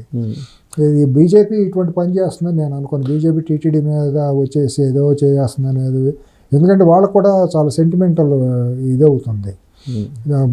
ఆంధ్రప్రదేశ్లో వాళ్ళకి అసలు చాలా నష్టపోతారు. అంటే అప్పుడు ఆర్కియాలజీ డిపార్ట్మెంట్ చేత ఒక సర్వే కూడా చేయించారు అనేది న్యూస్ వచ్చింది. దాని మీద మనం కూడా మాట్లాడాము. ఆర్కియాలజీ చేసిందంటే ఇప్పుడు అట్లా చేసేటట్టయితే మొత్తం అన్ని టెంపుల్స్ని తీసుకోవాలి. తమిళనాడు ఉండే టెంపుల్స్ అన్నీ తీసుకుంటుందా? ఇప్పుడు మన కన్యాకుమారి దగ్గర నుంచి మొదలెడితే తిరువన్నామలై, పెద్ద పెద్ద మధుర మీనాక్షి, ఈ టెంపుల్స్ అన్నీ ఉన్నాయి కదా. శ్రీరంగపట్నం, మరి కాశీ, ఇవన్నీ ద్వారకా, ఇవన్నీ ఉంటాయి కదా, ఉజ్జయిని, ఇవన్నీ వీటన్నిటిని తీసుకోవడం సాధ్యమేనా? అది స్థానికతతో ముడిపడే సెంటిమెంట్లు అవన్నీ. అంటే నాకు ఇంకో డౌట్ కూడా వస్తుంది. ఇప్పుడు ఆర్ఎస్ఎస్, బీజేపీ వాళ్ళు అసలు రాష్ట్ర ప్రభుత్వాల ఆధీనం లేకుండా టెంపుల్స్ని చేయాలి అనేది ఒక డిమాండ్ పెట్టి తిరుమల తిరుపతి దేవస్థానం మీద పెద్ద ఎత్తున ఇప్పుడు అన్నీ చేయాలి. అన్నిటితో పాటు ఇది చేస్తే ఏమన్నా హేతుబద్ధతగా ఉంటుంది. కానీ అన్ని వదిలిపెట్టి తిరుపతి ఒకటే తీసుకుంటామంటే తెలుగువాడి ఆత్మగౌరవానికి సంబంధించింది అది. ప్రభుత్వ అట్లాగే తమిళనాడు వాళ్ళు కూడా రియాక్ట్ అవుతారు. ఆంధ్రాతో సమానంగా తమిళనాడు వాళ్ళు కూడా రియాక్ట్ అవుతారు. తిరుమల టీటీడీని కనుక కేంద్ర ప్రభుత్వం తీసుకుంటామని అంటే కన్నడిగులు కూడా రియాక్ట్ అవుతారు. కుదరదు అది. దేవాలయాలన్నింటినీ నువ్వు అట్లా తీసుకునేటట్టయితే ప్రముఖ నగరాలను, మెట్రోపాలిటన్ నగరాలన్నింటినీ కేంద్ర ప్రభుత్వంలో తీసుకో. తర్వాత అది మాట్లాడు. హైదరాబాద్ని, కలకత్తాని, బెంగళూరుని, అంటే మిగతా దేవాలయాలు ఎవరు తిరుమల తిరుపతి దేవస్థానం ఎందుకండి ఈ నగరాలను కూడా మహానగరాలను కూడా కేంద్ర ప్రభుత్వం అధీనంలో తీసేసుకోవచ్చు కదా, కేంద్రపాలితం పెట్టేసుకోవచ్చు కదా. ఆలోచన కూడా ఉంది. అది పెట్టండి. తర్వాత హైదరాబాద్ కేంద్ర పాలిత ప్రాంతం, అమరావతి దేశ రెండో రాజధాని చేసి దీనికి బుల్లెట్ ట్రైన్ వేసి ఎక్స్ప్రెస్ వే చేసి మొత్తం కలిపియాలనే ప్రయత్నం కూడా అవన్నీ వచ్చేది కాదు, ఏం కాదండి. ఇప్పుడు వాళ్ళ దిక్కు మొక్కు లేకుండా వాళ్ళు ఏం చేస్తున్నారో దిశగా నిర్దేశం లేదు కేంద్రంలో ప్రభుత్వానికి. ఏది వాళ్ళకే ఒకరు మొదలవుతున్నాయి. నిన్న మొన్న ఆర్ఎస్ఎస్ మోహన్ భగత్ గారి మాట్లాడింది, దాని మీద వస్తున్న చర్య ప్రకంపనలు అవన్నీ చూస్తా అంటే అక్కడే వాళ్ళకి అంత హ్యాపీగా లేదు. వాళ్ళు ఎంత దృష్టి పెట్టి ఎంత చేసే అంత ఇది లేదు వాళ్ళకి. వాళ్ళు చాలా సఫికేషన్లోనే ఉన్నారు కేంద్రంలో ఉన్నారు. కానీ బట్ మీరు వరుసగా వస్తున్న తిరుమల తిరుపతి ఇన్సిడెంట్స్ అన్నీ తీసుకొని మీరు ఇప్పుడు మళ్ళీ విహెచ్పి చేస్తున్న ధర్నాలు తీసుకుంటే కేంద్రం ఆధీనంలోకి, అంటే ప్రభుత్వానికి ఆధీనం ఉండకూడదనేది వాళ్ళ డిమాండ్. మరి అప్పుడు కేంద్ర ప్రభుత్వమే అప్పుడు ఆధీనం ఉంది, ప్రభుత్వానికి ఆధీనం అయితే అప్పుడు కేంద్రం ఉంది, ప్రభుత్వం కాదా? రాష్ట్ర ప్రభుత్వాలు ఆధీనం ఎందుకు ఉండకూడదు? ప్రభుత్వం అనేది ఒకటే, ఫెడరల్ గవర్నమెంట్ రాజ్యాంగంలో ప్రభుత్వం అనేది ప్రభుత్వం, కేంద్రమైనా రాష్ట్రమైనా దానికి ఒక లిమిటేషన్స్ ఉన్నాయి మన రాజ్యాంగంలో. నీ కేంద్రానికి ఉండాల్సింది కొన్ని లిమిట్స్, రక్షణపరమైంది, విదేశీ విధానాలు ఇంతవరకే నువ్వు కన్ఫైన్ అవ్వాలి. కానీ ప్రతి దాంట్లోనూ దేవాలయాల్లోనూ తినే తిండిలోనూ అన్నింటిలోనూ మేము వచ్చేస్తాము, కట్టుకునే బట్టల్లో ప్రాంతంలో ఏ బట్టలు కట్టాలి, ఏ గుళ్ళన్నీ మా కంట్రోల్లో ఉండాలి, రేపటి నుంచి తినే తిండి అంతా మేమే నిర్దేశిస్తామంటే కుదరదు. అది రాజ్యాంగానికి వ్యతిరేకం. ఇప్పుడు తెలంగాణలోని ప్రజాప్రతినిధులకి దర్శనానికి సంబంధించి వాళ్ళకి లెటర్లీ పర్మిషన్ ఇవ్వాలని ఒక డిమాండ్ వస్తుంది. అవును, ఇస్తారు. ఇచ్చినప్పుడు తమిళనాడు కూడా అడుగుతారుగా, అందరూ అడుగుతారు. తమిళనాడు అడుగుతారు, పక్కన కర్ణాటక వాళ్ళు కూడా అడుగుతారు. రేపొద్దున ముఖ్యమంత్రి అక్కడి నుంచి ఆంధ్రప్రదేశ్ ముఖ్యమంత్రి యాదగిరిగుట్ట దేవాలయానికి లెటర్ అయితే వీళ్ళు యాక్సెప్ట్ చేస్తారా? ఇస్తారేమో, దానికి ఏముంది, యాక్సెప్ట్ చేస్తారేమో. కాదు ఎంతవరకు చేస్తారు? రేపొద్దున అక్కడ ఎమ్మెల్యేలు మంత్రులు కూడా డిమాండ్ లేదు కాబట్టి చేయొచ్చు. కాదు మొదలైనాక ఇక్కడ ఆఫీసర్ అంటే పోండి మీదేంటి మావాడికి ఉందని అంటారు. రేపొద్దున ఉద్యోగాలు ఉంటాయి, అక్కడ ముఖ్యమంత్రి రికమెండ్ చేస్తే వీళ్ళు ఉద్యోగాలు ఇస్తారా? ఉంటాయి కదా, పబ్లిక్ సర్వీస్ కమిషన్ ఉంటాయి, ఎన్ని ఉంటాయి కదా. ఇది తిరుపతి కేంద్రంగా చేసుకుని జరుగుతున్నటువంటి పరిణామం కింద మీరు తీసుకోవట్లేదా దాన్ని? తీసుకుంటున్నా. ఇది అంటే రేపు అసెంబ్లీలో తీర్మానం చేస్తారు, తెలంగాణ తమిళనాడు చేస్తారు, కేంద్ర ప్రభుత్వానికి పంపిస్తారు. అప్పుడు ఏమవుతుందంటే అన్ని రాష్ట్రాలు చేస్తాయి. మొత్తం అసలు ప్రోటోకాల్ తీసేస్తారు. అక్కడ వచ్చే ప్రోటోకాల్ విషయం కాదు, అసలు తిరుమల తిరుపతి దేవస్థానం అది అందరికి సంబంధించింది అనే డిమాండ్ తీసుకొస్తున్నారు కదా ఇప్పుడు ఆర్ఎస్ఎస్ వాళ్ళు, బీజేపీ. అది ప్రజలు రోడ్డు మీదకి వస్తారు 100%. ప్రజలు ఎవరండి మీ ఇంట్లో ఇట్లా ఉండాలి, మీ ఇంట్లో పలానా విజయాలను పక్క రాష్ట్రం వాళ్ళు ఎవరు మాట్లాడటానికి? మీది కాదంటున్నారు కదా. మీది కాదు, వీళ్ళు ఎవరు? తెలంగాణ వాళ్ళు ఎవరు, తమిళనాడు వాళ్ళు ఎవరు? తిరుపతి మీది కాదని చెప్పడానికి చెప్తున్నారు కదా. వాళ్ళు చెప్పొచ్చు, 100 చెబుతారు. ఆర్కేఎల్జీకి ఇచ్చేస్తారా? ఎన్ని సంవత్సరాలుగా, కొన్ని 100 సంవత్సరాలుగా లేని వాళ్ళు కొత్తగా ఆర్కేఎల్జీ డిపార్ట్మెంట్ని తీసుకొచ్చి మాట్లాడితే ఎట్ట కుదురుతుంది?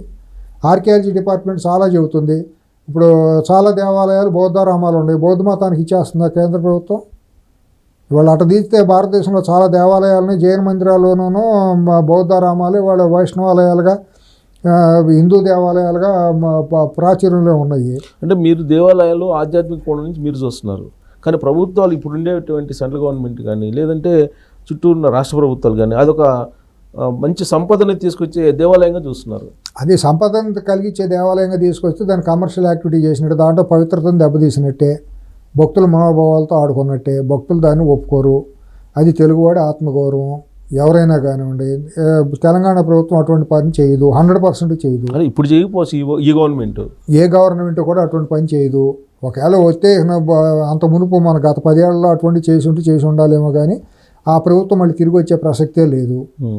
బీజేపీ అటువంటిది ఒకవేళ రేపొద్దున భవిష్యత్తులో ఏమైనా తెలంగాణలో బీజేపీ అధికారంలోకి వచ్చిన కూటమి ద్వారా ఇంకో ద్వారా వచ్చినా కూడా ఇటువంటి పని చేయడం అసాధ్యం. తమిళనాడు చేయదు, ఎందుకంటే తమిళనాడులో కూడా ఆర్కియాలజీ డిపార్ట్మెంట్లో ఉన్నాయి, చారిత్రక సంపద కలిగినటువంటి యునెస్కో లాంటి దేవాలయాలు అక్కడ కూడా ఉన్నాయి. కానీ రాబడి వచ్చే లేవుగా. రాబడి వచ్చే ఎక్కడ రాబడి కొలమానం కాదుగా, రాబడి కొలమానం ఎట్లా దాని బేసిస్ వీళ్ళందరూ అంటారు రాబడి. అది ఇప్పుడు మినిస్టర్ ఏమని చెప్పింది, అక్కడ రాబడి మాకు ఎక్కువ ఉంది, తెలంగాణ సంపద కూడా అక్కడే ఉంది. అట్ట అయితే రేపొద్దున వాళ్ళు హైదరాబాద్లో కూడా సంపదలో భాగం అడిగితే రాబడి చాలా ఉంది, మా ఆంధ్ర వాళ్ళు కూడా ఉన్నారు, సంపద అడిగితే హేతుబద్ధత ఉంటుంది అసలు ఉండాలిగా. మరి అది ఉన్నప్పుడు ఇది కూడా అడుగుతారు, ఇవ్వగలుగుతారు. అది అవుతుంది అసలు. రేపొద్దున ఆంధ్ర వాళ్ళు అంటారు, మా వాళ్ళందరూ ఇక్కడ సగం మంది మా ఆంధ్ర వాళ్ళే ఉన్నారు, రెవెన్యూ మాకు కూడా ఇవ్వండి అంటే అవుతుందా? సమంజసమైనది అసలు. ఇది పద్ధతి. అది జ్ఞానంతో లేకపోతే ఒక దీంతో బాధ్యతతో మాట్లాడే భాష కాదండి. ఒక బాధ్యతాయుతంగా ఉన్నవాళ్ళు మనం ఎంతవరకు ఉండాలి, ఏం మాట్లాడాలి అనే బాధ్యతాయుతంగా మాట్లాడేవాళ్ళు ఇప్పుడు అట్లా మాట్లాడరండి. అసలు లెటర్లు మరి పర్మిషన్ ఇవ్వకూడదుగా అది వేరే రాష్ట్రాలకి, ఎవరికి ఇవ్వకూడదు. అది వన్స్ ఇచ్చిన తర్వాత అది కంటిన్యూ అయిపోయి మాకు కూడా భాగస్వామ్యం ఉంది అది ఒక ప్రెసిడెంట్ అయిపోతుందండి. ఎప్పుడు కూడా దాన్ని అయ్యో పానీలే అని ఏదో చేస్తారండి. చేసినప్పుడు అది భవిష్యత్తులో ఇది ఒక హక్కులాగా మారిపోతే మాత్రం నష్టం అవుతుందండి. మారదంటారా? మారుతుంది, చెప్పలేము. అది ఒకసారి ఇచ్చిన తర్వాత ఎప్పుడన్నా ఇది ఇప్పుడు ఒక కథ చదివే ఉంటారు. ఎడారిలో వెళ్తా ఉంటే ఒక ఒంటికి తలదాచుకుంటానికి అవకాశం ఇస్తే తర్వాత వాడిని యజమాని లోపలికి దూసేసి ఒంటికి గుడారంలోకి వెళ్ళిపోయిందని ఉంటుంది. సహజంగా జరుగుతుంది అక్కడ. బ్రిటిష్ వాళ్ళు కూడా వచ్చింది అంతే అంతే, ఎక్కడైనా అంతే కదా. కాబట్టి అటువంటిది అసలు ఎక్కడ జరగటానికి అవకాశం ఉంది. ప్రభుత్వ బాధ్యతాయుతమైన ప్రభుత్వాలు అయితే చేయవండి. ఇప్పుడు జూన్ 2వ తారీఖున మీకు 10 సంవత్సరాలు అయిపోయింది ఉమ్మడి హైదరాబాద్ రాజధాని, మీరు వెళ్ళిపోయినా అన్నారా లేదా? అన్నారు. మరి అలాంటప్పుడు అక్కడ అంటే ఈ లెటర్లు ఇవ్వడం తెలంగాణ ప్రజాప్రతినిధులకి కరెక్ట్ అన్నారు అంటే అది హుందాతనంగా పోనీలే అనే ఒక గౌరవంగా ఇచ్చుకుంటామేనండి. అది హక్కుగా భావించడానికి ఎవరికీ లేదండి. ఆంధ్రప్రదేశ్కి హక్కు లేదు. హైదరాబాద్ మీద మాది ఉందని చెప్పడానికి ఆంధ్రప్రదేశ్కి హక్కు ఉండదండి. తెలంగాణకి హక్కు ఉండదు. తిరుపతి మీద మాది అనడానికి తెలంగాణ ప్రభుత్వానికి కానీ తెలంగాణ ప్రజాప్రతినిధులు కానీ హక్కు ఉండదండి. 2 రాష్ట్రాలు విడిపోయిన తర్వాత భౌగోళికంగా రాజకీయంగా విడిపోయిన తర్వాత ఎవరో హక్కులు వాళ్ళకు ఉంటాయండి. అంతే తప్పించి నాది ఇది అని అంటే కుదరదండి. అయింది అది అయిపోయింది. ఇంకా రేపు పొద్దున ఆంధ్ర వాళ్ళు వచ్చేసి హైదరాబాద్లో మాకు హక్కు ఉందంటే ఊరుకుంటారు? తెలంగాణ ప్రజలు ఊరుకుంటారా? తెలంగాణ ప్రభుత్వం ఊరుకుంటుందా? అసలు లెటర్లు ఇవ్వాల్సిన నెసెసిటీ ఏంది? అసలు వెళ్ళినప్పుడు ఒకవేళ ప్రోటోకాల్ దర్శనం అది అందరికి ఇచ్చినట్టు ఇచ్చినా అది వేరే. అంతే. తమిళనాడు వాళ్ళకి, కర్ణాటక వాళ్ళకి, ఒరిస్సా వాళ్ళకి లేనిది ఇప్పుడు దాన్ని ఆన్ లెటర్ పెట్టరండి ఎక్కడ కూడాను. ఇప్పుడు ఇక్కడ నుంచి ఒక మంత్రి వెళ్తా అంటే ముందే పిఏ గాను పిఎస్ఓ ఫోన్ చేసి మా మంత్రి గారు వస్తున్నారంట అని చెప్పి ఇస్తారండి. సహజం. అది ఓకే, అది ఓకే, ఎక్కడైనా ఇస్తారండి. అది ఏ రాష్ట్ర మంత్రి అయినా ఇస్తారండి. ఇప్పుడు ఉత్తరప్రదేశ్ నుంచి మంత్రి వచ్చినా కూడా ప్రోటోకాల్ ఇస్తారు సహజంగా. ఒక ఎంపీలు ఇచ్చినా పలానా ఎంపీ గారు వస్తారని ముందు ఇస్తారండి. ప్రోటోకాల్ అది కాదు కదా. తెలంగాణ ప్రజాప్రతినిధులకి ఆంధ్ర ప్రజాప్రతినిధులకి ఇస్తున్నట్టు మాకు కూడా లెటర్లు ఇవ్వండి అని కదా. అది కుదరదండి. అది అయితే అసంభవం. ఎందుకంటే ఇప్పుడు అక్కడ ఒక్కొక్క మనిషికి వాళ్ళు ఇచ్చిన ప్రోటోకాల్ మూలానే, లెటర్ల మూలానే చాలా నష్టం జరుగుతుందండి. ఎందుకంటే ఒక్కొక్క నెలకు 15 ఎన్నో లెటర్లు ఇస్తున్నారు. బిగినింగ్ బ్రేక్ దర్శనం అనుమతులు 15 లెటర్లు ఎన్నో ఇస్తున్నారు. రోజుకొకటే 15 రోజుకొకటి ఇచ్చారు. అది జగన్మోహన్ రెడ్డి గారు అలవాటు చేశారు, దాన్ని కంటిన్యూ చేస్తారు. 15 ఎన్నో తగ్గించారని అన్నారు. తగ్గలేదు, ఇంకా తగ్గలేదు. 12కో 15కో తీసుకురావాలని, అంతమించి ఇవ్వడానికి వీల్లేదని అని అంటున్నారు. అదే ఇప్పుడు 175 మందికే ప్లస్ ఎమ్మెల్సీలు, ఎంపీలు వీళ్ళందరూ ఇచ్చే దానికి ఒక్కొక్క దాని మీద 6 వెళ్ళొచ్చు అండి. మరి ఎంతమంది వెళ్తే సామాన్య భక్తులు ఇబ్బంది పడిపోతారండి. రేపు దేశవ్యాప్తంగా ఇక్కడ ఉండాలి కంటే 294 పాత రాష్ట్రంలో 294 42 మంది ఎంపీలు, ఎమ్మెల్సీలు, కార్పొరేషన్ చైర్మన్లు, అదే వీళ్ళందరూ ప్రోటోకాల్ అందరికీ ఏదో ఒక ఆనవాయితీగా పెడితే అక్కడ సామాన్య భక్తులకి దేవుడి దర్శనం దూరం అయిపోతుందండి. రేపు పొద్దున మళ్ళీ ఆ తెలంగాణ నుంచి వెళ్ళిన వాళ్ళు కూడా ఇబ్బంది పడతారుగా. ఇక్కడ నుంచి దూరాభారంగా వెళ్ళి దర్శనం చేసిన వాళ్ళు కూడా 2 రోజులు వెయిట్ చేయాలంటే వాళ్ళకి ఇబ్బందే కదా. కాబట్టి అది సమీక్షించుకుంటారు. ఇప్పుడు ప్రభుత్వం ఇంకోటి ఏంటంటే ప్రస్తుత టీటీడీ బోర్డు మీద కూడా కొద్దిగా అసంతృప్తి నడుస్తుంది. సరిగ్గా లేదు దాని పోకడ అనేది, సభ్యుల ప్రవర్తన సరిగ్గా లేదు అనేది నేను గత కొన్ని రోజులుగా వింటున్నాను. వాళ్ళు తీసుకుంటున్న చర్యలన్నీ కూడా చాలా అనాలోచితంగానూ, గత ప్రభుత్వం వైసీపీ ప్రభుత్వానికి ఏమాత్రం తీసిపోనట్టే ఉండయి వీళ్ళ ప్రవర్తన, వీళ్ళ ఇది అనేది అంటున్నారు. అంటే చైర్మన్ అని కాకుండా మొత్తం ఓవరాల్ బోర్డు మీద. అది కొద్దిగా సమీక్షించుకోకపోతే నష్టం జరుగుతుంది టీటీడీలో. అట్లాగే ఈ ప్రోటోకాల్ ఇటువంటి వాటిని కూడా పక్కన పెట్టేసేసి ఎవరు వచ్చినా కూడా ఒకే దర్శనంతో పెట్టుకుని కేవలం రాజ్యాంగ పదవుల్లో ఉండాలి ప్రధానమంత్రి, రాష్ట్రపతి, ముఖ్యమంత్రులు, అంతవరకే మాత్రం కన్ఫైన్ అవ్వాలి. దాచి మంత్రులు, ఐఏఎస్లు, ఐపీఎస్లు వీళ్ళందరికీ కూడా తీసేసి, ఎందుకంటే ఇది కనుక మొదలైతే వద్దు మొత్తమే తీసేద్దామనే ఆలోచన కూడా వచ్చినా స్వాగతించాల్సింది. అది వస్తే బాగుంటుంది. తీసుకునే ధైర్యం ఉంది అసలు ఎవరికి? తీసుకుంటే బాగుంటుంది. అసలు మీకు లేటెస్ట్ డెసిషన్ ఏంటంటే ఏకాదశి, వైకుంఠ ఏకాదశి. అవును, 10వ తారీఖు నుంచి 19వ తారీఖు వరకు అసలు 10 రోజులు ఏం దర్శనాలు లేవు, ఓన్లీ ప్రోటోకాల్ దర్శనం. పొద్దున్న నాకు వచ్చింది మెసేజ్, ఓన్లీ ప్రోటోకాల్ లేదు అంతే. లేదు సార్, ఉంది ప్రోటోకాల్ ఉంది. ఎవరైతే ప్రోటోకాల్ ఉన్నారో వాళ్ళు రావాలి. ప్రోటోకాల్ అంటే ఇప్పుడు మినిస్టర్ వెళ్తే మినిస్టర్ మాత్రమే ఉంటుంది. మినిస్టర్ లెటర్ అంటే ఈ 10 రోజులు ఎవరు రాకపోకూడదు. ఇక్కడ మినిస్టర్లను, ఎమ్మెల్యేలు లేదంటే రాజ్యాంగబద్ధ పదవులు మాత్రమే తిరుమల ఈ 10 రోజులు. 10 రోజుల్లో సామాన్యులకు అవసరం లేదు. అంటే సామాన్య భక్తులు కూడా 10 రోజులు తెరిచి ఉంచుతాం. సామాన్య భక్తులు కూడా వైకుంఠ ద్వారం నుంచి తిరిగి దర్శనం చేసుకోవచ్చు అని చెప్పారండి. అంతకుముందు ఒక్కరోజే ఉండేదండి. అవును, పొద్దు నుంచి సాయంత్రానికి క్లోజ్ అయిపోయేది. అవును, అదేదో పెద్ద అదృష్టంగా భావిస్తాను. నేను కూడా 2 సార్లు వెళ్ళాను. జనరల్ కల కదా వైకుంఠ. నేను కూడా 2 సార్లు వెళ్ళి అనుకోకుండా యాదృచ్ఛికంగా వెళ్ళాను.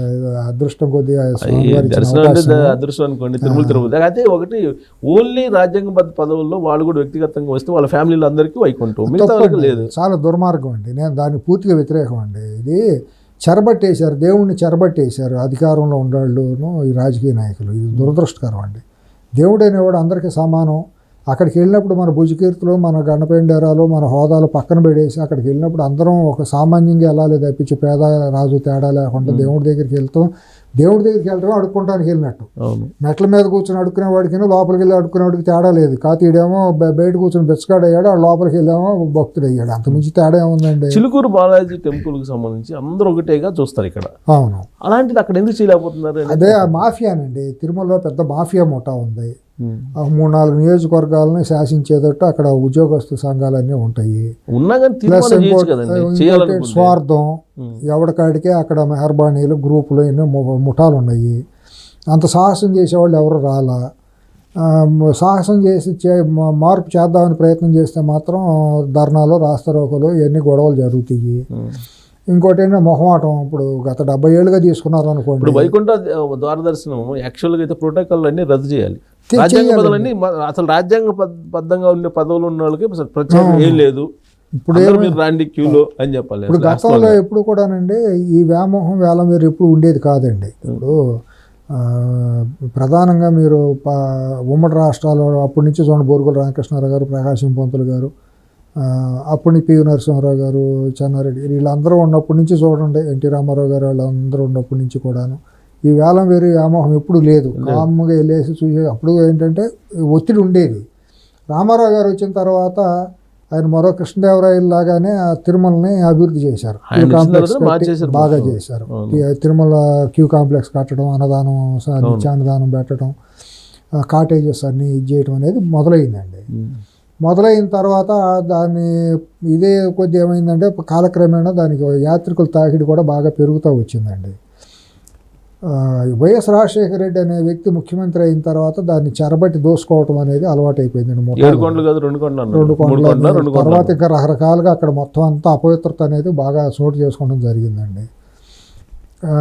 చంద్రబాబు గారు 94, 96 నుంచి 95 తర్వాత ముఖ్యమంత్రి అయిన తర్వాత కూడా అక్కడ అపవిత్రత పెద్దగా జరగల. పొలిటికల్ అసైలమ్ అయింది. అది రాజకీయ పునరావాస కేంద్రంగా మారిన మాట వాస్తవం. అది అప్పటి నుంచి కూడా, ముందు నుంచి కూడా రామారావు గారు ఉండగా అటువంటి తావులేదు. రామారావు గారు పరిపాలించినంతకాలం అది రాజకీయ పునరావాస కేంద్రం కానే కాదు, అది ఉన్నతమైన మంచాలనే వేశారు ఇదిగా. తర్వాత ఏమైందంటే కాలక్రమంగా ఇక రాజశేఖర రెడ్డి చేసిన 6 ఏళ్ళు తర్వాత కొంతకాలం కిరణ్ కుమార్ రెడ్డి గారు,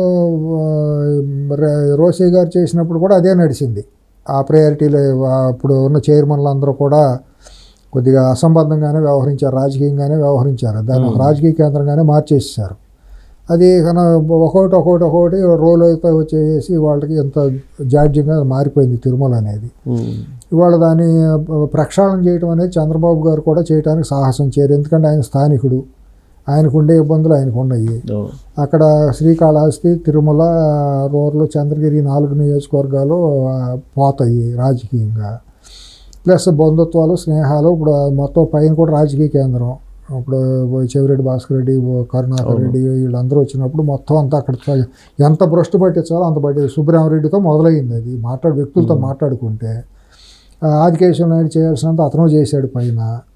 అది పైన పెద్ద కులాల కుంపటం రాజు. అందుకే ఇవన్నీ చూసిన తర్వాతనే కేంద్ర ప్రభుత్వం దీన్ని ప్రక్షాళన చేయాలని ఒక సీరియస్ ఆలోచిస్తుంది అనేది. వాళ్ళగా కేంద్రం చేసుకోమనండి, కేంద్రంలో కావాల్సినంత ఉందో పెట్టచ్చు, ఆ కడుక్కోమనండి. తిరుపతి వచ్చే తర్వాత దేశానికి బట్టి పీడిస్తున్న జాడ్యాలు ఇప్పుడు కేంద్ర ప్రభుత్వం గుప్పిట్లో చాలా ఉన్నాయి, అవి చేసుకోమని చూద్దాం. ఇప్పుడు మన వారణాసిలో కట్టారు, కూలిపోయింది, ఏం చేశారు వీళ్ళు ప్రక్షాళన? వారణాసి ఘాట్లు అన్ని కట్టి కూలిపోయింది. అయోధ్యలో రామాలయం కడితే వర్షం పడింది. అదిగా చేయమనండి, చేత సరిగ్గా చేస్తే చాలు. తిరుపతి వచ్చి వాళ్ళు చేయవసరం, ఇక్కడ చేసుకునే వాళ్ళు ఇక్కడ చేసుకుంటారు. తిరుపతిలో ఇంటర్నేషనల్ క్యాంటీన్లు పెట్టాలని ఒక నిర్ణయం తీసుకున్నారు ఫుడ్ కోసం. దుర్మార్గం, టెండర్లు పిలవాలనుకుంటున్నారు. తప్పండి. అంతకంటే అజ్ఞానం, అసలు ఇంకా దుర్మార్గం ఇంకోటి ఏమి ఉండదండి. అసలు అక్కడ తిండి అనేది అన్నదానం పెడుతున్నప్పుడు ప్రసాదం, మహాప్రసాదంగా దేవుడి వారి ప్రసాదంగా మనం పెడుతున్నప్పుడు ప్రతి ఒక్కడు వెళ్ళి అన్నదానంలో కూర్చొని తిని రావాలి, లేదా దర్శనం చేసుకొచ్చి కిందకు వచ్చి ఉండాలండి. పైన మంచినీళ్ళు కూడా ఇస్కాన్ లాంటి సంస్థలకు అప్పచెప్పాలండి. మంచినీళ్ళు, టీలు, కాఫీలు. అది చంద్రబాబు గారు చేసిన చాలా తప్పు. అంత మునుపు కూడా ఇట్లాగే చేసి కొన్ని కంపెనీలకు ఇచ్చారండి. అంత మునుపు చిన్న చిన్న హోటల్స్ అన్నీ ఉండేయండి. తర్వాత 5 స్టార్ హోటల్స్ పైన పెట్టేసేసి భోజనం తినాలంటే, ఒక మనిషి భోజనం చేయాలంటే ఆ రోజుల్లోనే 200-300 రూపాయలు, అంటే వాళ్ళు 1000-2000 అయ్యే పరిస్థితి చూసుకుంటే. అటువంటిది కొన్ని పెట్టారండి. అది కొంతమంది సంపన్నులకు లాభం మీద తప్పించి, ఆ దేవుడు అనేవాడిని దేవుడిగా చూడాలి కానీ వీళ్ళు పైన విహారయాత్రలోనూ పెద్ద పెద్ద స్టార్ హోటల్లో భోజనం చేయడానికి వెళ్తారండి. ఎంత తప్పు అండి అది. భక్తిలోనూ ఆధ్యాత్మికత తెలిసిన వాళ్ళు, జ్ఞానం ఉండాలి చేసే పనులేనాది. అది పూర్తిగా ఖండనీయం అండి. చంద్రబాబు గారి ప్రభుత్వం కనుక ఆ చర్య తీసుకుంటే మాత్రం చాలా దుర్మార్గం, తప్పు చేస్తున్నారు. అపవిత్ర పని కింద లెక్క. దేవుడు క్షమించడు, ఆయన వెంకటేశ్వర స్వామి క్షమించడు. లేటెస్ట్ నిర్ణయాలు అవే. మరి ఇప్పుడు ప్రభుత్వ బోర్డును కూడా క్షమించదు. ఎందుకంటే బోర్డులో ఉండే వాళ్ళందరూ అటువంటి దళారీలే ఉన్నారు. Sorry for that. ఎవడో కూడా సామాన్య భక్తుల నుంచి లేకపోతే హిందూ సంఘాల నుంచి వెళ్ళిన వాళ్ళు ఎవరు లేరు దాంట్లో. అందరూ కార్పొరేట్ శక్తులే దాంట్లో బోర్డు మెంబర్లు ఉన్నప్పుడు ఇంకా అంతమించి గొప్ప నిర్ణయాలు ఎందుకు వస్తాయి? సామాన్య భక్తులకి అవకాశం ఉండే నిర్ణయాలు, ఆ ప్రక్షాళన తీసుకు ఎందుకు అడుగులు పడతాయి? ఇటువంటి దౌర్భాగ్య నిర్ణయాలే జరుగుతాయి. అంతమించి ఏమి పెద్ద తేడా ఊహించడానికి వీలేదు. చాలా వినటానికే నాకు చాలా బాధగా ఉంది. అసాంఘికం, అమానుషం. సామాన్య భక్తులకి ఏమాత్రం ఉపయోగం లేదు. సామాన్య భక్తులను ఇంకా నిలువున దోసుకునేది అది అంతా కూడా తప్పండి. చాలా మహాపాపం అండి అది. సో వరుసగా ఇన్సిడెంట్లు ఇలాంటివన్నీ వస్తున్నాయి. ప్రాంతాలు, కులాలు, సినిమా హీరోలు ఇవన్నీ వస్తున్నాయి. ఇప్పుడు కేటీఆర్ గారి ఎపిసోడ్ వస్తే ఆయనకి ఏదో ఈడీ నోటీసులు ఇచ్చింది. అవును, జనవరి 2వ తారీఖు 3వ తారీఖు 31 వరకు స్టే కోర్టు ఇచ్చింది. ఏంటి అది? ఇదిగో అరెస్ట్, అదిగో అరెస్ట్ అని చెప్పేసి చెప్తానే ఉన్నారు కానీ మరి ముందుకు సాగట్లేదు. ఏంటి మ్యాచ్ ఫిక్సింగ్ ఏమైనా ఉందా? మ్యాచ్ ఫిక్సింగ్ అయితే నష్టమే కదండి, రాష్ట్ర ప్రభుత్వానికి నష్టమే కదా. ఫిక్సింగ్ చేసుకుంటే ఏం చేస్తారు? తప్పు జరిగిందని తెలిసింది, రేపొద్దున చర్యలు తీసుకోకపోతే కాంగ్రెస్ పార్టీ పుట్టగోతలు ఉండవు కదా. నష్టమే కదా, రాజకీయంగా నష్టమే కదా. మన రేవంత్ రెడ్డి గారికి కూడా నష్టం జరుగుతుంది కదా. కానీ మీ అబ్జర్వేషన్ ప్రకారం ఏసీబీ కన్నా ఈడీ దూకుడుగా అనిపించట్లేదా? రెండు ప్యారలల్గా జరిగాయి. దూకుడు ఏమీ లేదు, దేని చర్యలు దానికే ఉంటాయి. ఇప్పుడు ఈడీ అరెస్ట్ చేయాల్సిందే కదా, చేయలేదు అనుకుంటే ఏసీబీ చేస్తుంది. ఏసీబీని కట్టడి చేసే హక్కు ఈడీకి లేదు. ఈడీ వచ్చినంత మాత్రాన ఏసీబీని దర్యాప్తు ఆపేయమని చెప్పే హక్కు లేదు. అంటే ఏసీబీ ఎప్పటి నుంచి 1 year నుంచి చేస్తూనే ఉంది కదా. చేస్తాం, దాని ప్రాథమిక ఆధారాలు దొరకాలి. రేపొద్దున మళ్ళీ కోర్టులోకి వెళ్తే ఇప్పుడు అల్లు అర్జున్ కేసు ఏం చూసాం కదా. చేస్తే ఏమైంది? సాయంత్రానికి ఇది చేశారు. మరి ఆ రోజు కూడా మరి ఆ ఆర్డర్ ఇవ్వటం అనేది హేతుబద్ధతని ప్రశ్నించాల్సిందే. కేటీఆర్ విషయంలో స్టే ఇవ్వటం అనేది ఆ సెక్షన్లు అన్ని బలంగా ఉన్నప్పుడు నోటీసులు ఇచ్చి 31 దాకా మేము ఇవ్వటం అనేది చట్ట పరిధిలో, న్యాయ వ్యవస్థలో అది ప్రశ్నార్థకమే. 31 దాకా మీరు అరెస్ట్ చేయొద్దన్నారు. ఆ మాట అంటాం అనేది 31కి వాయిదా వేశారు, కేసుని వేశారు. అది ఆ వెసులుబాటు ఇవ్వటం అనేది చట్టపరంగా, న్యాయపరంగా మనం మాట్లాడుకు తీరాల్సింది, సమీక్షించాల్సిందే. తప్పేమి లేదు. అదేమి కోర్టులు మాట్లాడితే కోర్టులు అన్నట్టును కోర్టులు ఏదో మేము ఉరిశిక్ష వేస్తామంటే కుదరదు. అది అంతా కూడా మాట్లాడుకు తీరుతాం. సివిల్ సొసైటీలో, ప్రజాస్వామ్యంలో రాజ్యాంగం ఇచ్చిన హక్కుల ప్రకారం మాట్లాడి తీరుతాం. మొహమాటాలు సెసబెస్ట్లు ఎందుకు ఉండాలి? ఆరోపణలు ఎదుర్కొన్నప్పుడు విచారణ చేయడానికి లేదు అని చెప్పడం అనేది అసలు హద్దులు మేరటమే కదా. పక్క గవర్నర్ ఇచ్చారు. అప్పుడు రాజ్యాంగ పద్ధతిలో కోర్టులు కూడా కలగజేసుకోలేని విశేషమైన అధికారాలు అసెంబ్లీకి, గవర్నర్లకు ఉంటాయి. దాంట్లో వాళ్ళు ఏలు పెడతానికి హక్కు లేదని రాజ్యాంగం చెబుతారు. ఎన్నోసార్లు కౌలంష అగ్దర్ విషయాల్లో కానీ, సుప్రీంకోర్టు తీర్పులో కానీ ఉన్నాయి. ఉన్నప్పుడు పక్క గవర్నర్ ఆమోదం చెప్పారు. మీరు you can go head for prosecution అని చెప్పి ఇచ్చిన తర్వాత మీరు చేయొద్దు, ఏమి చేయొద్దు, మీరు అప్పుడు దాకా ఏమి విచారణ చేసుకోండి కానీ ఫర్దర్ చర్యలు ఏమి చేయొద్దు అని చెప్పడం చాలా తప్పది. ఇది మాట్లాడితే మా మీద మేము కంటెంప్ట్ వేస్తాము, మిమ్మల్ని పిలిచి ఉరి తీసేస్తాము. 140 కోట్ల మందిని ఎంతమందిని ఉరి తీస్తుంది న్యాయ వ్యవస్థ? ఇప్పుడు వాళ్ళు సమీక్షించుకోవాలి, వాళ్ళ హద్దులు ఏంటి, మనం ఏం మాట్లాడుతున్నాం, మనం చేసే పద్ధతులు సమాజంలో రేపొద్దున ఎటువంటి నిర్ణయాలు ప్రజల్లో ఎటువంటి అభిప్రాయం ఏర్పడుతుందనే కామన్ సెన్స్ జ్యుడిషియరీలో ఉండాలి సిఎస్ గారు. అంతేగాని మేము పైన బెంచ్ మీద కూర్చున్నాం కాబట్టి మేము ఇష్టానుసారం మాట్లాడతాం, మా ప్రజాస్వామ్యాన్ని మేము శాసించుతామంటే ప్రజాస్వామ్యం that is not the meaning of democracy. నిర్ణయం తీసుకోవడానికి ఈ వాద ప్రతివాదాలు జరిగినప్పుడు ఏసీబీ తరఫు అడ్వకేటే ప్రాసిక్యూషన్ సరిగ్గా లేదనుకోవచ్చుగా? కాదు, అంటే నోటీసులు ఇచ్చి మీరు కౌంటర్ దాఖలు చేయండి అని చెప్పారు. ఆ రోజు కౌంటర్ దాఖలు చేయడానికి ప్రభుత్వానికి ఒక వెసులుబాటు ఇచ్చారు. అప్పటి వరకు ఏంటంటే సహజంగా మీ ఇద్దరు కొట్టుకోమాకండి నేను చెబుతాం కదా అని ఒక మాట అంటారు. ఇప్పుడు ఎక్కడికి దాటిపోదు, అంతేగాని కేసు నేను కొట్టేలే, కోర్టు కొట్టేయలేదు, మీరు అరెస్ట్ చేయొద్దని ఏం చెప్పలేదు. అప్పటి వరకు ఆ స్టేటస్ కొని మెయింటైన్ చేయమని చెప్పింది. ప్రభుత్వం నుంచి ప్రాసిక్యూషన్ స్ట్రాంగ్గా ఉంటే జడ్జి కూడా విచారించండి ఇమీడియట్గా అంటారుగా అనాలి. మరి రేపు పొద్దున నేను అనుకుంటా రేపు హీరింగ్కి ఏమైనా ఢిల్లీ నుంచి సీనియర్ అడ్వకేట్ని తీసుకొస్తారేమోనని నేను అనుకుంటున్నా. తీసుకురావాల్సిందే. ఎందుకంటే కొన్ని వ్యక్తిత్వ స్నేహాలు అవి ఉంటాయి కాబట్టి కొంతమంది కొన్ని విషయాలు మాట్లాడితే బాగోదు. నాకు కూడా వ్యక్తిగతమైన స్నేహాలు అవి ఉన్నాయి కాబట్టి, పరిచయాలు ఉన్నాయి కాబట్టి కొన్ని మాట్లాడితే కొద్దిగా ఇబ్బందిగా ఉంటుంది, నేను మాట్లాడలేకపోతున్నా. కాబట్టి ఇది ఒకటి మాత్రం నేను చెప్పగలను. అక్కడ రేపు విచారణకు మాత్రం ఇంకా సీనియర్ తలబండి నాన్న సుప్రీంకోర్టు నుంచి కొద్దిగా తీసుకొచ్చి పెడితే, లేకపోతే ఇంకెవరన్నా కానీ గట్టాలను తీసుకొచ్చి ఆ కేసు విషయంలో ఆర్గ్యుమెంట్కి హైకోర్టులో మాత్రం పెట్టాల్సిందే. సో 2 రాష్ట్రాల్లో అక్కడ చంద్రబాబు నాయుడు గారు, ఆయన శిష్యుడు రేవంత్ రెడ్డి గారు అంటుంటారు, వీళ్ళిద్దరూ గవర్నమెంట్లో ప్రాసిక్యూషన్ కరెక్ట్గా ఉంటే ఇప్పుడు అక్కడ కానీ ఇక్కడ కానీ ఆడేమో ముందస్తు బెయిల్స్ ఈజీగా వచ్చేస్తున్నాయి. అవును. తర్వాత అసలు కౌంటర్ దాఖలు చేయడంలో కూడా అసలు తెలియని పరిస్థితిలో వెంకటరెడ్డి బయటకు వచ్చారు కదా. చాలా ఫ్లాలు జరుగుతున్నాయి. వాసుదేవ్ రెడ్డికి యాంటిసిపేటరీ బెయిల్ వచ్చింది, మన గౌతమ్ రెడ్డి కూడా యాంటిసిపేటరీ బెయిల్ ఆల్మోస్ట్ వచ్చేసింది. ఆఖరి నిమిషంలో ఇది రాలేదనుకుంటా కదా, ఆల్మోస్ట్ వచ్చేసే ప్రయత్నాల్లో ఆగిపోయింది. ఎందుకంటే అంత వీక్గా అక్కడ జరుగుతుంది. అది కూడా అదే, నాకేంటంటే ఏది మాట్లాడినా కొద్దిగా కరవమంటే కప్ప కోపం, ఇడమంటే పాము కోపం అన్నట్టు ఉంటుంది. మరి అది ప్రభుత్వాలకు నష్టం జరుగుతుంది. ప్రభుత్వాలు అంటే ముఖ్యమంత్రులకి క్యాబినెటే కదా. వీళ్ళు చేసే పనులు వీళ్ళు నమ్మి పెట్టుకున్నప్పుడు ప్రాసిక్యూషన్ తరఫున న్యాయ వ్యవస్థను సరి చేసుకోమని జీపీలు వీళ్ళు ఉన్నప్పుడు వాళ్ళ బాధ్యత ఏంటంటే, ప్రాథమిక బాధ్యత టు ప్రొటెక్ట్ ది గవర్నమెంట్. అసలు వాళ్ళకే తెలియకుండా బయటకు వచ్చారు కదా. అది వాళ్ళు సమీక్షించుకోవాలి. నా అధికారంలో ఉన్న ముఖ్యమంత్రి కూడా దాని మీద సమీక్షించుకోవాలి. లోకేష్ వీళ్ళు కూడా ఏం జరుగుతుంది అనేది మాట్లాడుకుంటే బాగుంటుంది. ఎందుకంటే ఇంకా డీప్కి వెళ్తే బాగాదు. ఇక్కడ కూడా అదే పరిస్థితి. ఇక్కడ తెలంగాణలో మీకు ఫోన్ ట్యాపింగ్ కేసు ఉంది, ఆయన పోయి అమెరికాలో కూర్చున్నాడు ప్రభాకర్. మరి ఇక్కడ కూడా ప్రాసిక్యూషన్ ఇక్కడ కూడా సమీక్షించుకోవాల్సింది. ఇక్కడ కూడా ఉన్నాయి. అదే నేను అనేది. నాకు ఎందుకంటే నా వ్యక్తిగతంగా 2 చోట్ల ఉందా, దీన్ని బట్టి నేనేం మాట్లాడలేకపోతున్నా. నేను హెల్ప్లెస్ అన్నమాట. మరి ఇప్పుడు ఈ కేసుల నుంచి ఎస్కేప్ అయిందంటే మరి అవతల వాళ్ళు అది మరి ముఖ్యమంత్రి ఇక్కడ న్యాయ వ్యవస్థలో కొన్ని లోపాలు ఉంటాయి, వాటిని ఖచ్చితంగా కాదండి చాలా ఉంటాయి, దాన్ని సరి చేసుకోవాలి. ప్రభుత్వం అనేది ఎప్పుడు నేను 1984 నుంచి చూస్తున్నాను సిఎస్ గారు. ప్రభుత్వం జ్యుడిషియరీలో కనుక వీక్ అయితే, అంటే ఇటువంటి వాటిలో వీక్ అయితే ఎంత అచేతనమై ప్యారలైజ్ అయిపోతుందో నేను రామారావు గారి దగ్గర నుంచి నేను చూస్తున్నాను. నాకు అవగాహన ఉంది. వయసు అప్పుడు నాకు చాలా చిన్న వయసు అయినా కూడా నేను కొద్దిగా ప్రత్యక్షంగా దగ్గర ఉండి చూడటం, అవగాహన పెంచుకున్నాను నేను. అప్పుడు కూడా మీరు చూస్తే 84 అధికారంలోకి వచ్చిన తర్వాత నాదెళ్ల భాస్కరరావు గారు ఎపిసోడ్ అయిపోయి మళ్ళీ 85 ఆ టైంలో మళ్ళీ అయిపోయి 89 దిగిపోయే వరకు కూడా ఎంత ఇబ్బంది పడిందో ఒక తెలుగుదేశం ప్రభుత్వం, రామారావు గారి ప్రభుత్వం మీకు తెలియదు. లీగల్గా అన్ని స్టేజ్ ప్రభుత్వాలు ఏదో అన్ని ఒకటి కాదు అసలు. ఇప్పుడు ద్రోణరావు సత్యనారాయణ అవినీతి ఆరోపణలతో కేసు వేస్తే దాంట్లో ఉండయని చెప్పి కొన్ని ఆధారాలు నమ్ముతున్నానని చెప్పి అప్పుడు ఎంతో ఇబ్బంది పెట్టారు. అదే ఒక వాళ్ళకి కొత్తగా వచ్చిన పార్టీ అప్పుడు తెలుగుదేశం. సరే నాదెళ్ల భాస్కరరావు గారు అప్పుడు లీగల్గా చాలా బలంగా ఉండేవారు. ఆయన విడిపోయిన తర్వాత మళ్ళీ సొంతగా నిలబడిన తర్వాత మళ్ళీ సొంత టీమును అంతా పెట్టుకుని చేసుకుని అది వేరు. ఆ టైంలో ఉన్న నిబద్ధత కలిగిన వాళ్ళు. మీ అబ్జర్వేషన్ ప్రకారం 2 రాష్ట్రాల్లో ప్రాసిక్యూషన్ స్ట్రాంగ్గా లేదు, 100% చెప్పగలను లేదని.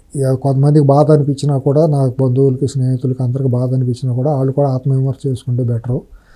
కొద్దిగా చూడటానికి వినటానికి కూడా నాకు కూడా బాధగా ఉంది. ఎందుకంటే రెండు చోట్ల నాకు కావాల్సిన వాళ్ళే రెండు ప్రభుత్వాలు నేను ప్రేమించే ప్రభుత్వాలు, దాంట్లో సమాజం కోసం ఈ ప్రభుత్వాలు ఉండాలని కోరుకుంటున్నాను. ప్రత్యర్థులు కానీ ఈ బెటర్ అని అంతమించి ఏమి లేదు. నాకు బంధుత్వాలు లేవు, ఏమీ లేవు, నాకు మొహమాటాలు లేవు, ఏమి వ్యాపారాలు లేవు. కాకపోతే ఏంటంటే ప్రజాస్వామ్యంగా ఈ రెండు వచ్చినప్పుడు కొద్దిగా రెండు చోట్ల తెలుగు ప్రజలందరూ కూడా గుండెల నిండా గాలి పీల్చుకోగలుగుతున్నారు. సో కాబట్టి ఈ మధ్యకాలంలో కేటీఆర్ లండన్ వెళ్ళిపోతారని అంటున్నారు. ఇది ప్రాసిక్యూషన్ బలహీనంగా ఉంది కాబట్టి అవసరం లేదంటారా? అంతేం ఉండదులేండి. అంత చర్యలు, అంత బలహీనమైన పనులు రేవంత్ రెడ్డి గారు తీసుకునే పరిస్థితి ఉండకపోవచ్చు నేను అనుకుంటాం. దానికి తగ్గ భారీగానే వాళ్ళు చేసిన తప్పులకి వాళ్ళు ఇది చెల్లించాల్సిందే.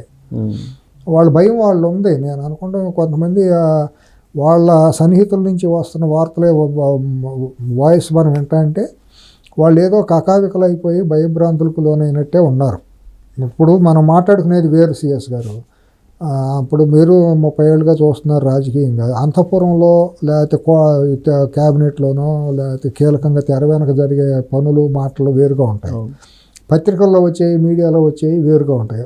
ఇది జరిగే 6 నెలల తర్వాత ఇది అవుతాయి. కొన్ని అసలు లేనివన్నీ కూడా గాలి వార్తలన్నీ మీడియాలో వస్తాయి. ఎక్కువ గాసిప్స్ వస్తాయి. పార్టీ నుంచి లీక్ చేస్తుంటారు. ఎక్కువగా 90% వార్తాపత్రికలు నేను 1984 వచ్చే వరకు నేను కూడా పేపర్లో వచ్చి నేను నిజమని నమ్మేవాడిని. నేను ఎన్టీ రామారావు గారు రెండో పెళ్ళి అప్పుడు లక్ష్మీపార్వతి పెళ్ళి అప్పటి నుంచి అక్కడ వండిన ఖాతాలు అన్నీ నేను దగ్గరగా 85 నుంచి నేను దగ్గరగా కొన్ని కారణాలతో నేను చూసినండి. అప్పటి నుంచి నాకు అవగాహన ఉంది. మీడియా అంటే పేపర్ ఎంతవరకు చదవాలి, ఎంతవరకు నమ్మాలి, ఎంతవరకు మనం దాన్ని ఏ పేపర్లో ఏ వార్తను ఎంతవరకు తీసుకోవాలి అనేది నాకు ఒక అవగాహన ఉందండి. ఇవాళ ఇవన్నీ కూడా అంతఃపురంలో అంటే ఇన్ సెన్స్ ప్రభుత్వంలో జరిగే ఈ పాలకుల దగ్గర జరిగే వేరుగా ఉంటాయి. బయట మీడియాలోనూ గాసిప్స్ ఇక్కడ వచ్చే వేరుగా ఉంటాయి. బట్ నాకు ఈ విషయంలో మాత్రం కొంతమంది మిత్రులు, సన్నిహిత మిత్రులు, ఆత్మీయ మిత్రులతో మాట్లాడుతున్నప్పుడు వాళ్ళైతే మాత్రం కొద్దిగా భయానికి లోనయ్యా ఉన్నారు. వాళ్ళకి అందుతున్న సమాచారం ఏంటో నాకు తెలియదు. కేటీఆర్ అదే వాళ్ళకి అందుతున్న సమాచారం ఏ కోణంలో అందుతుందో ఏంటో నేను విశ్లేషణ చేయలేను. కానీ వాళ్ళు ఏదో ప్రమాదాన్ని ఊహించుతున్నారు. తప్పదో మనం కొద్దిగా రాజీ పడటానికి వీళ్ళని ఇదేను రాజీకి వెళ్తున్నారు. అంతే తప్ప విజయమాలి అలాగా లండన్ వెళ్ళే ప్రయత్నం కుదరతుంది. పారిపోతే అయిపోయినట్టు, ఆ రోజుతో కుటుంబం పొరవే బజార్ని పడిపోయినట్టు. ఇంకేముంది? విజయమాల్యా, చౌక్సీ, లేకపోతే ఇంకా అతను నీరవ్ మోడీ లాగా వెళ్ళిపోతే ఆ రోజుతో కల్వకుంట్ల కుటుంబం రాజకీయంగా పూర్తిగా ఇదైపోయింది. లలిత్ మోడీ లాగా వెళ్ళిపోతే ఇంకేముందో. ఇప్పుడు అట్లాగే ఇప్పుడు అతను ఉన్నాడుగా, వెళ్ళిపోయే పొలిటికల్ అసైలం కోరాడు ప్రభాకర్ రావు. అట్టాగే అయిపోతుంది. కానీ అంత భీరువుగా అంత పరాయణం చెత్తగించే అంత ఉండదు. కానీ ఫైట్ చేయడానికి సిద్ధపడతారు వాళ్ళు, అరెస్ట్ అవడానికి కూడా సిద్ధపడతారు బహుశా. అంటే దీంట్లో మీ అబ్జర్వేషన్ ఏసీబీ ఎంటర్ అయ్యి ముందు చేస్తుందా లేదంటే ఈడీ చేస్తుందా? ఎందుకంటే 2-3 తారీఖులు విచారణకి అది నోటీసులు ఇచ్చారు హాజరుగా. ఈడీ ఈడీ ఎమ్మటిని అరెస్ట్ చేయదండి. ఈడీ ప్రిలిమినరీగా చాలా చేస్తుంది, చేయొచ్చు చేయకపోవచ్చు. ఈడీ సిబిఐ పద్ధతులు వేరుగా ఉంటాయి విచారణ పద్ధతిలో. ఏసీబీ ఇమీడియట్గా అరెస్ట్ చేయొచ్చు. ఏసీబీకి ఆ వెసులుబాటు ఉంది. అంటే కవిత చూసాం కదా, 1-2 సార్లు విచారణకు వచ్చారు, 3వ సారి తీసుకెళ్లారు. అదేంటంటే వాళ్ళకు ఫర్దర్గా మొత్తం డీప్గా వెళ్ళి ప్రైమా ఫేసి అంతా చూసుకుని ఆధారాలు పెట్టిన తర్వాత వెళ్ళిన తర్వాత బయటికి రావాలంటే చాలా టైం పడుతుంది. ఆ కేసులో బయటికి రావాలంటే. ఏసీబీ కేసులో అట్టా కాదు. ఏసీబీ కేసులో ఇమీడియట్గా అరెస్ట్ చేయొచ్చు, రావడం కూడా అంత ఈజీగా రావచ్చు సెక్షన్లను బట్టి. అరెస్ట్ అనేది కన్ఫర్మ్ అయిపోతుందా? వాళ్ళు దాన్ని ప్రిపేర్ అవుతున్నారని నాకు అందుతున్న సమాచారం. కేటీఆర్ అరెస్ట్కి ప్రిపేర్ అవుతున్నాడు, తప్పదని పరిస్థితుల్లో ఇన్ఎవిటబుల్ ఇది అనేది వాళ్ళకి ఆ భయానికి లోనై ఉన్నారని వాళ్ళకి అత్యంత సన్నిహితులుగా కొంతమంది ఉన్నవాళ్ళు చెప్తున్నారు. 31st కట్ట ఈ ఏడాది అయిపోయినట్టే. ఈ ఏడాది కొత్త సంవత్సరంలో కొత్త ఉంటుంది, అరెస్ట్ ఉంటుంది అంటారు. 25లో సిఎస్ గారు 2025లో మనం భారతదేశ రాజకీయాల్లో చాలా పెను సంచలనాలని చాలా చూడబోతున్నాం. చాలా చూడబోతాం. కేంద్రంలోనూ 2 రాష్ట్రాల్లోనూ సెన్సేషనల్ చేంజెస్ చాలా జరుగుతాయి. జగన్ కూడా అరెస్ట్ అవుతారేంటి? చాలా జరుగుతాయి. మీరు ఇక ఇదని కాదు, చాలా జరుగుతాయి. ఒక రకంగా అల్లకల్లోలంగా జరిగిన ఆశ్చర్యం లేదు, రాజకీయ అల్లకల్లోలం జరిగిన ఆశ్చర్యం లేదు. అంటే అనూహ్యంగానే జరుగుతుంది. మనం ఎవరు ఎప్పుడు ఊహించిన విధంగా కొన్ని ఊహించినయే జరుగుతాయి, ఊహించినవి ఏముండవు. కానీ కొన్ని ఊహించనివి కూడా పెను సంచలనాలు జరిగే అవకాశాలు 2025లో తప్పకుండా చోటు జ్యోతిష్యం కాదు, అదే పరిణామాలను బట్టి అంచనా వేసుకోవచ్చు. అంచనా వేసుకుంటే అది డిసెంబర్ 2025 డిసెంబర్ లోపు మనం కొత్త భారతదేశాన్ని చూడబోతామేమో అని అనిపిస్తుంది. Right sir, thank you. అది ఎలా ఉంటుందో చూద్దాం. Thank you.